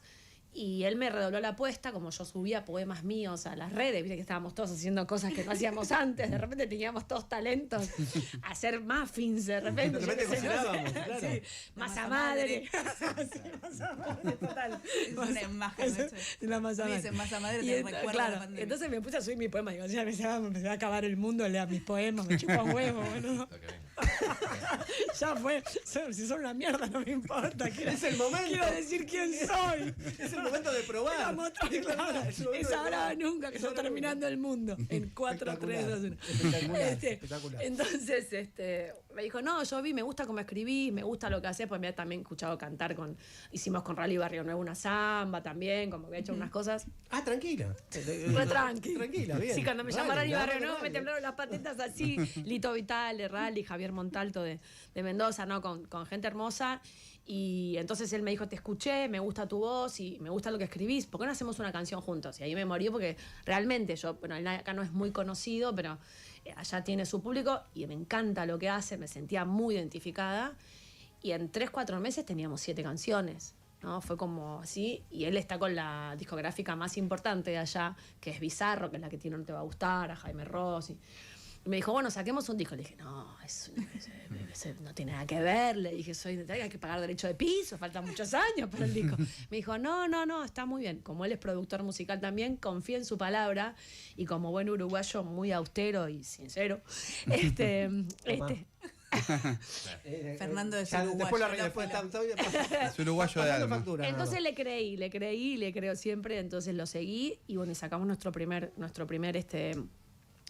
disco, que se llama El Revés de la Sombra, que inclusive habíamos hablado en su momento del Rayo Verde de Eric Romer, y la tapa del disco, como él es muy cinéfilo y yo también actriz y qué sé yo, es un frame, digamos, es una foto, digamos, de esa peli. La mandé por la embajada argentina en Francia, el permiso me lo dieron y lo pusimos. Y después sacamos un segundo disco ya con un LP con 8 canciones, que se llama Río, y vi 2 versiones, digamos, 2 homenajes. Uno a Cita Rosa, con La Canción Quiere, que se las recomiendo para que la pasen a casa, versión es preciosa, es una versión medio como un punk escocés, le digo yo, que está buenísimo, solo canta él ahí, pero es una preciosura lo que hicieron con esa canción, muy para este programa. Y después hicimos una versión de Gabo Ferro de Volver a Volver, como para un poco una pista para hacia dónde íbamos, nuestra mezcla rioplatense. Claro. No muy feminista, lo sé, Celeste. Pero bueno, en algún momento tengo que elegir alguna cantautora. Este tramo no era, uruguayo no feminista, Celeste, no, este tramo quedaste ahí. Río de la Plata cuesta, muy macho. de Pucho y Gomina. Pero, y ahora, bueno, estamos trabajando en el próximo disco, pero muy tranqui, y sacamos hace poco Buscamos, que es ya vamos ahí empezando a buscar también otros sonidos, otras cosas. Y bueno, ahí seguimos. Estamos tratando de armar una fecha con el Tazo este año, viendo cómo está la agenda con el tema del teatro. Lugar ideal. Antes de terminar, quisiera las hijas, ¿cuándo, dónde, por dónde se pueden sacar entradas? Estamos en el Paseo La Plaza los jueves y viernes a las 20 horas, sí. Los sábados a las 19:30 y a las 21:30 y los domingos a las 19:30. Ayúdame, ¿por dónde sacan las entradas? Por PlateaNet. Gracias, Celeste. Yo sabía que no me iba a defraudar. Bien, y esta semana cumplió años. Yo no le puedo regalar nada, todavía. No sé si le voy a regalar algo todavía. Y le puedo llevar un regalito. Si yo te tiro un nombre y que me digas, a ver, ¿qué te sale? Miriam Bregman. Me gusta mucho. Vieron mis posts, eso es lo que pasa. La vida es corta, se te atrosca. Todo, redondo. Es todo lo que voy a decir. La vida es corta, se te trosca. Corten esto, muchachos, que va. Ya te hablé una hora de todo, me van a poner esto. Ya claro, obvio, como los libertarios, ¿viste? Agarra la parte voy que doblando a la izquierda, voy doblando a la izquierda hasta que no llegue a la pared y no paro. Pasa el ruido. Mil gracias. A ustedes. Seguimos hasta las 14. Aquella verdad ya no pregunta, de sombra y luz ya no pregunta, curiosidad ya no pregunta, distancia y piedad ya no pregunta.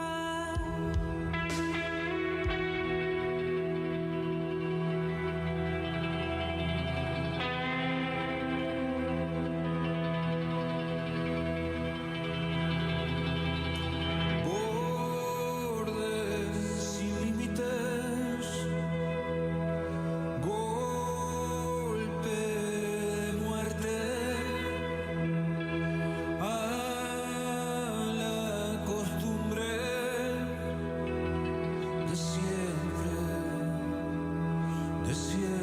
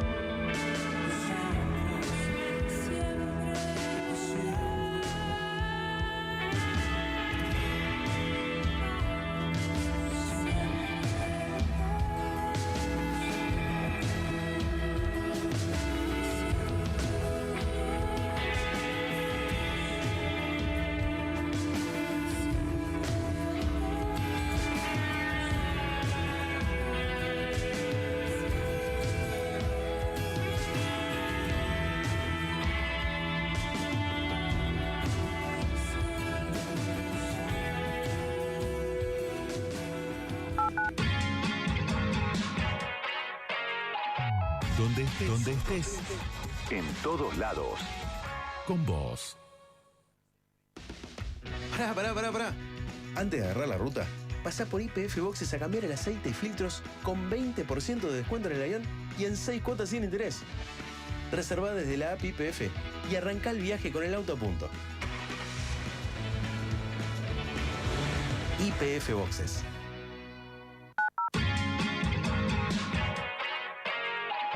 Donde estés, en todos lados, con vos.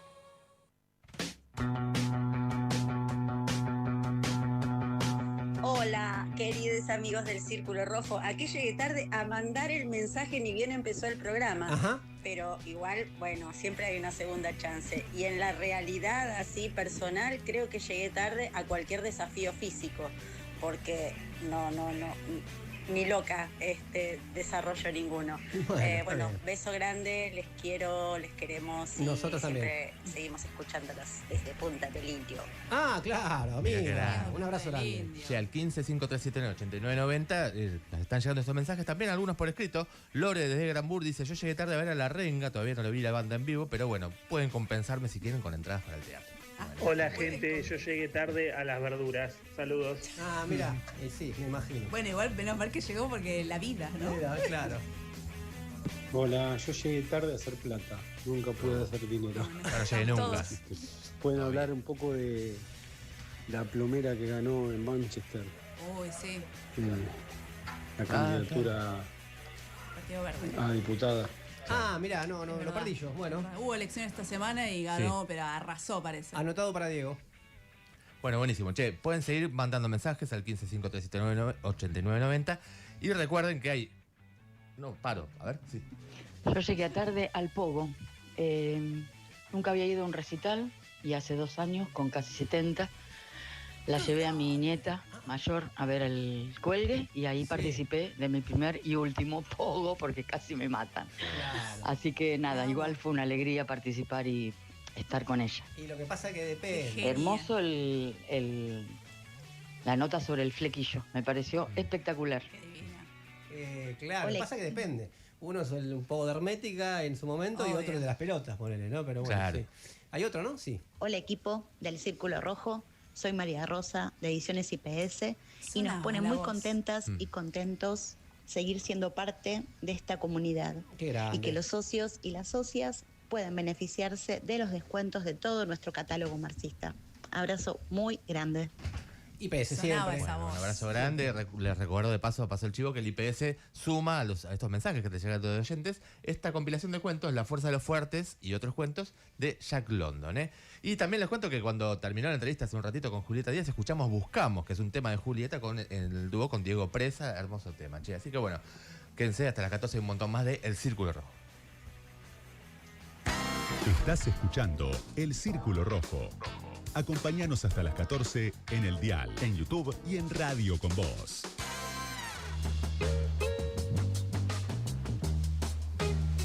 Inaugurando su temporada 2026, estamos bien, inaugurando su temporada 2026, tercer programa y ya la tenemos acá, por suerte, a nuestra Ecosur, Daliwen, ¿cómo andamos? Muy bien, vengo... Estás enojada, pero digamos, ¿cómo andamos además? Vengo con las claves de la media sanción de lo que fue la ley de glaciares en el Senado. Así que bueno, si la quieren ver, vayan al canal de YouTube de La Izquierda Diario, está ahí molestando a los senadores, haciendo preguntas. Estuve cronista incómodas. toda la semana. Full cronista.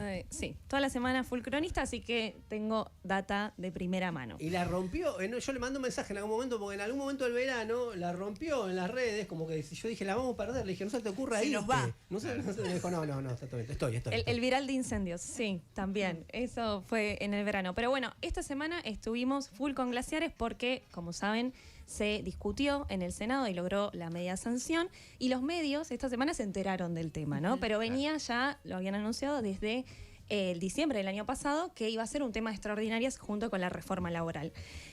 La ley de glaciares es una conquista del 2010 por organizaciones socioambientales en defensa del agua.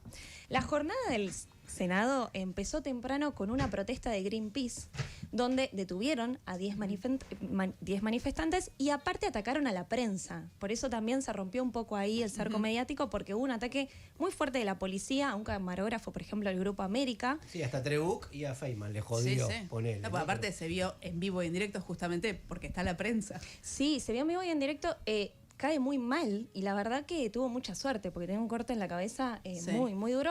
Así que obviamente fue una de las preguntas principales después de la prensa cuando entraban los senadores. Y más tarde también se realizó un festival en protesta justamente por la modificación de parte de la campaña La Ley de Glaciares no se toca, junto con organizaciones de la niñez, porque también se votó el viernes la baja de edad de punibilidad. En las provincias también hubo jornadas y una de las más importantes fue Mendoza, una movilización masiva que, como no podía ser de otra manera, Cornejo reprimió, porque Cornejo, el gobernador de Mendoza, es uno de los principales impulsores de este cambio de la Ley de Glaciares. No casualmente, ¿no? ¿Y qué es lo que están cambiando? Bueno, la ley original protege todos los glaciares y los ambientes periglaciares. Todos, sin condicionantes. Periglaciares es lo que está alrededor del glaciar. Es efectivamente la zona alrededor del glaciar, que es muy importante también para conservar el glaciar. ¿Qué es lo que agregan o modifican? Es que ya no se van a proteger todos los glaciares, sino que el criterio es más estrecho, porque solo se protegen los que cumplen con al menos una de 5 funciones hídricas, en las cuales consideran consumo humano, agricultura, biodiversidad, investigación científica y turismo. Pero ¿qué pasa? Si ellos dicen que el glaciar no cumple con estas funciones, entonces ya deja de ser glaciar. Y no tiene que ser parte del inventario. Y esto lo va a definir algo que se llama la autoridad competente. ¿Quién es la autoridad competente? Lo que cada jurisdicción decida que es la autoridad competente. Claro. O sea, deja de ser una ley de presupuestos mínimos, que es por lo cual en su momento se crea el organismo IANIGLA, que es el que realiza este inventario, y ahora esa autoridad competente le dice al IANIGLA qué es un glaciar y qué no. Es una ley móvil, digamos, porque se mueve de acuerdo y aparte hecha la medida de las mineras o de las empresas extractivistas. Totalmente. Es ridículo que la autoridad le tenga que decir a este instituto que es un glaciar, y es ridículo, pero justamente porque los gobernadores quieren decir qué es lo que van a proteger y qué no. Y por si todo esto les parece poco, también en un momento la ley, hay uno de los artículos que prohíbe expresamente las actividades que no se pueden realizar en glaciares y periglaciares justamente para protegerlos, que tienen que ver con hidrocarburos, megaminería, todas actividades destructivas, y agregan, es como un agregado chiquito que dice solamente se prohíben las actividades que puedan dañar de modo relevante el glaciar. ¿Quién decide que de modo relevante? De nuevo, la autoridad competente. Claro. Por eso, es una ridiculez, es una flexibilización justamente para poder destruir, y no solamente que deciden qué es y qué no es un glaciar, sino que también los pueden quitar. Entonces eso nunca existió. Vos quizás tenías un glaciar y ellos dicen, bueno, pero esto ya no cumple ninguna función, queda afuera, o justamente ya existen casos en San Juan donde han pasado caminos, el camino minero, y queda el glaciar destruido, y entonces, bueno, pero ahora hay 2, no, era uno que lo destruyeron. Claro. Bueno, el tema es que cuando uno se imagina lo que es un glaciar, en general pensamos en el Perito Moreno, ¿no? Es el glaciar descubierto que todos tenemos en la cabeza. Pero también existen los que se llaman glaciares de escombros, que son los más importantes alrededor de toda la cordillera, o sea, a lo largo y ancho de toda la cordillera, porque son formaciones de hielo junto con rocas que en general siempre nutren los ríos cordilleranos. Entonces, cuando, por ejemplo... Eso es una piedra congelada que no sirve para nada. Yo escuché en el Congreso el otro día. Eso es lo que dijo un senador de La Libertad de Avanza para justificar por qué no lo protegían. Claro. Sí.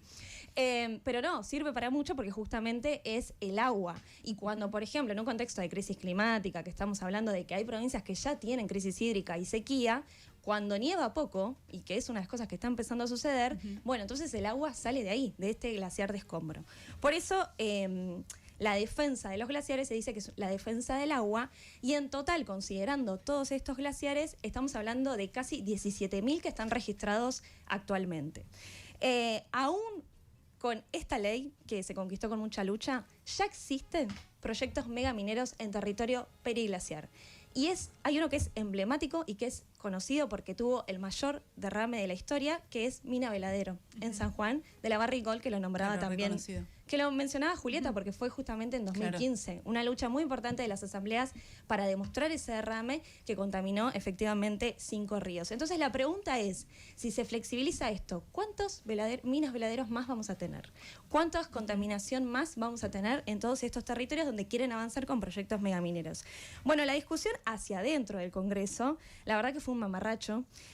Lo tuvieron que decir incluso los propios senadores, que recibieron el texto final a las 15:32, votaron en general sin conocer el texto final que se estaba votando. así fue, o sea, toda la Cámara no conocía el texto, y ya que parece que se volvió como costumbre violar el reglamento, porque esto viene pasando con varias leyes. Sí, de hecho lo hicieron también con la reforma laboral, la primera versión la del Senado.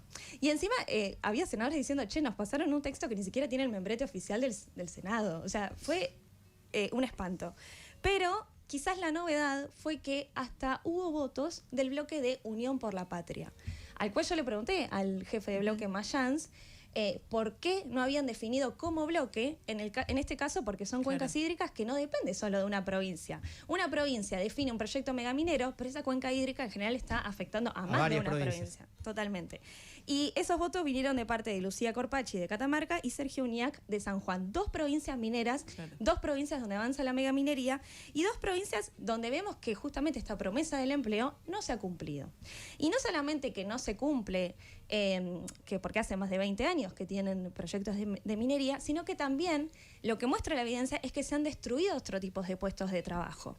Porque ustedes habrán escuchado al gobernador Jalil diciendo que el peor impacto ambiental es la pobreza. Bueno, pero ¿qué? Dijo eso. Queriendo polarizar ambiente con necesidades sociales, cuando en realidad, cuando avanza el extractivismo, se están destruyendo otro tipo de fuentes de producción que tienen menor impacto o que incluso tienen que ver con producciones regionales que también utilizan el agua, que también emplean a mucha más cantidad de gente. Y esto también, de nuevo, el caso emblemático es San Juan. Entonces, me parecía importante mostrar esta relación en la cual defender los glaciares también es defender el agua y también es defender entonces ese tipo de producciones locales, regionales, en base a las necesidades de los territorios. No es casual que la reforma laboral esté avanzando junto con la flexibilización ambiental, porque es parte de este proyecto en común que viene a precarizar la vida, generar condiciones de trabajo mucho más menos costosas, diríamos, para las transnacionales y que se puedan efectivamente saquear los bienes comunes naturales. Ahora la discusión va a diputados. La semana que viene se abren comisiones en diputados y el Frente de Izquierda va a realizar una audiencia pública el viernes con referentes, con activistas de los territorios, con especialistas en defensa de la ley de glaciares, porque lo que se está viendo cada vez más es que no hay consenso social y la pelea, tanto por glaciares como por nuestros derechos, recién empieza. Lo escuchaste en El Círculo Rojo. Soy Marcelo Alacino, artista escénico, director teatral. Este año estoy celebrando los 40 años de actividad ininterrumpida en este campo expresivo que tanto me apasiona, que es el teatro. Voy a celebrarlo en la mítica sala de Cristina Vanegas, en el excéntrico de la 18. Y la primera obra que les voy a ofrecer es No Yo, la obra de Samuel Beckett. Y los esperamos los sábados de marzo a las 22:30. Van a ser las únicas 4 funciones y pueden adquirir sus entradas a través de Alternativa Teatral.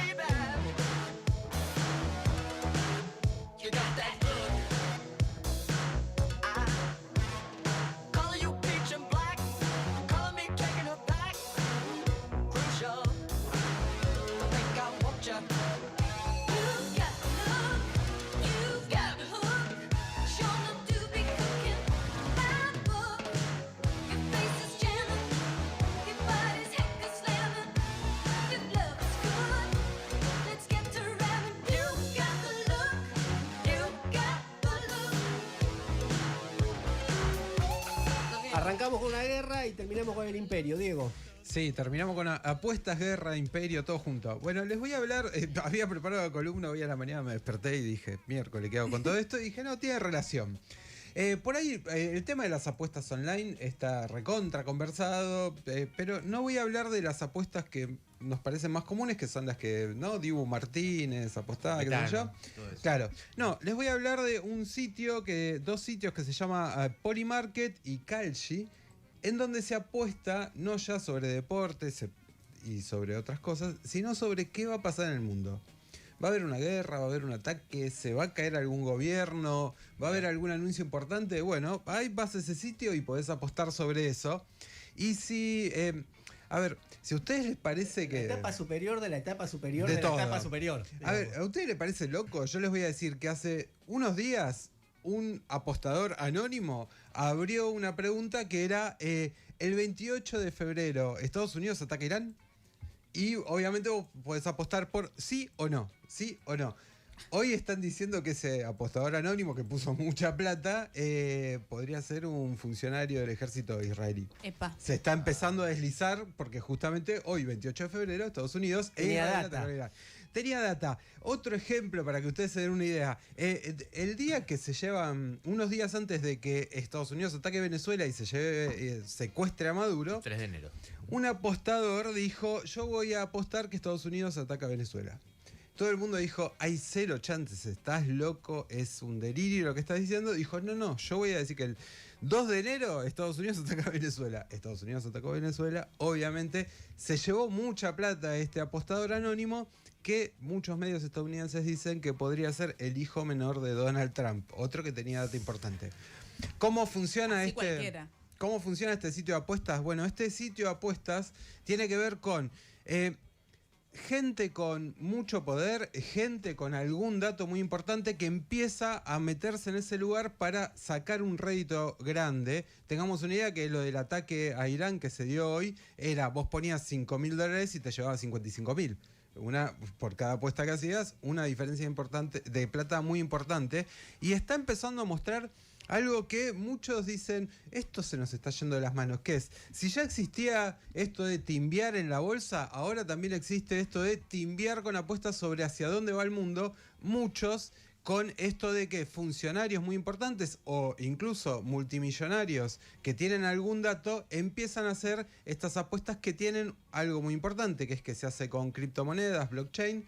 Obviamente nadie puede rastrear de dónde viene la plata y nadie rastrea a dónde se van. Todavía estamos buscando Libra, así que imagínate. Lo curioso es que hay un montón de analistas y también del mercado bursátil que empiezan a mirar estos sitios, Polymarket y el otro sitio, a ver qué apuestas aparecen, porque claramente alguien tiene un dato, alguien está apostando, alguien está poniendo plata y algo va a pasar. Es todo muy perverso porque estamos hablando de apuestas con sucesos que pueden cambiar la vida de millones de personas. Por ejemplo, el ataque de Estados Unidos a Irán, más allá de que se haya conversado mucho y que haya amenazado mucho Trump con hacerlo, estaba el dato de lo vamos a hacer el sábado. Y ese ataque que para algunos va a significar una ganancia muy grande, para millones de personas va a significar una crisis que uno no sabe qué dimensiones puede llegar a terminar teniendo. De hecho, ya se está hablando ahora de que cerraron el estrecho de Hormuz, que es una de las principales rutas comerciales internacionales, ni hablar qué puede llegar a pasar con el petróleo.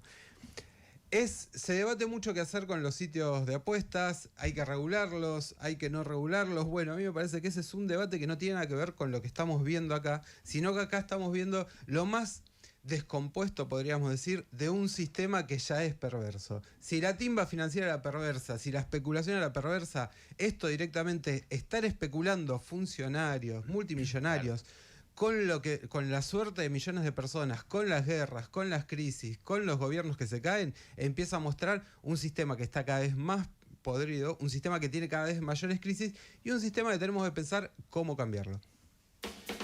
El Círculo Rojo, con Fernando Rosso. Acompáñanos hasta las 14 en Radio con Vos.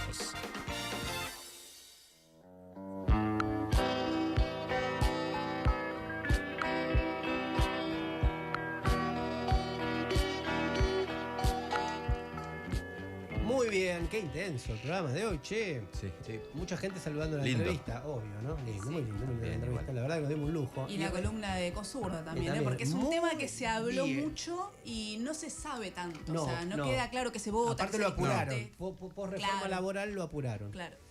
Che, estoy muy tomado por la literatura del mal llamado interior de nuestro país. De las provincias. El interior, que está mal. No Claro, sé. la literatura nacional, puedes decir. La literatura nacional, ya no sé si hablé acá, pero en muchos lugares de un libro de Sofía de la Vega, no me mires así, Celeste, de que me tenías que traer hoy, no me lo trajo. De Los potrillos nacen ríos, un libro hermoso de cuentos. Algo vamos a hacer seguramente con ese libro. Pero ahora quería agradecer a Alejo Mayor, que me mandó este libro, que es La estrella en el remanso. No sé sí, es un libro de historia, en este caso de Entre Ríos, y muy político de cómo las ideas universales o las trayectorias militantes llegaron o se vivenciaron en esos pueblos. Que uno los ve de acá como tranquilos, del lugar donde me voy. No, también hay historias muy cruzadas por la política, inclusive por ideas, digamos, que vienen de... y él hace estas crónicas en las que cuenta distintas historias de experiencias personales o experiencias colectivas. Así que Alejo Mayor, la editorial es 170 escalones, La estrella en el remanso, se los recomiendo. Y hay gente que se va a llevar regalitos. Sí, no, yo lo que en realidad quería comentar también, porque atravesó el programa también una noticia de que ayer en las manifestaciones contra el cierre de FATE y contra la reforma laboral, estuvieron varios compañeros detenidos, entre ellos Víctor Ottoboni, que es digamos, un referente de FATE, que está peleando contra el cierre. Trabajador que estaba en la lucha, de hecho nos cruzamos ayer, estuvo un ratito en el Obelisco. Y bueno, durante la represión fue detenido un día entero prácticamente por ser obrero, reclamando contra el cierre de la fábrica en la que trabajaste hace décadas y contra la reforma laboral que te va a modificar tu vida, las vacaciones, todo, etc. Cuando volvía para la fábrica, ahí lo fueron a buscar, o sea, no es solamente que en un enfrentamiento, ponele, ¿no? Un escándalo. Así que bueno, ya se dispuso su liberación, en cualquier momento está en una comisaría en Barracas, bueno, se comienza el garrón, pero... bueno, bregamos también porque sea inmediato, porque la verdad que no tiene ni pies ni cabeza eso, che. Vale la pena que se asocien a la comunidad, che, lo queremos recordar, vale la pena, miren miren el laburo que hacemos. Escuchen una cosa, no sale así nomás esto, 899.com, entran ahí, tienen un montón de beneficios, se va a seguir sumando gente, se va a nacionalizar, así que danos una mano para seguir con esto, y ahora sí gente que se lleva regalos. Bueno, María de San Telmo, atenti, vas a ir al festival Yegua, el festival que... espera que se me perdió acá, lo tengo. Sí. Va a ser el 5, 6 y 7 de... Perdón, 5, 6, 7 y 8 de marzo. Sí. Es un festival de mujeres y disidencias, festival de teatro, en Área 623, Pasco 623, acá de Ciudad de Buenos Aires. Así que se va a comunicar la producción con vos. También teatro, dijimos, está la obra No Yo, que va a ser en... bueno, no importa, después les cuento bien. Samuel Beckett, dirigida por Marcelo Alacino. En Lerma 420, el excéntrico de la 18 es el lugar, 7, 14, 21 y 28 de marzo. Muy bien. A las 22:30, Lore. Y el libro después les comentamos. Perfecto. Walter. Walter el libro, sí, perdón. Walter el libro. Bien. Lucas Campos en la operación técnica, Matías Jaibañer en la operación del streaming, Diego Estilo, Lía Marconi, ya estamos todo el equipo completo acá. Paola Caruso en la producción, Paola Caruso en redes, Pablo Dellita y el equipo de producción de Todo un Tema para el Círculo Rojo, como siempre.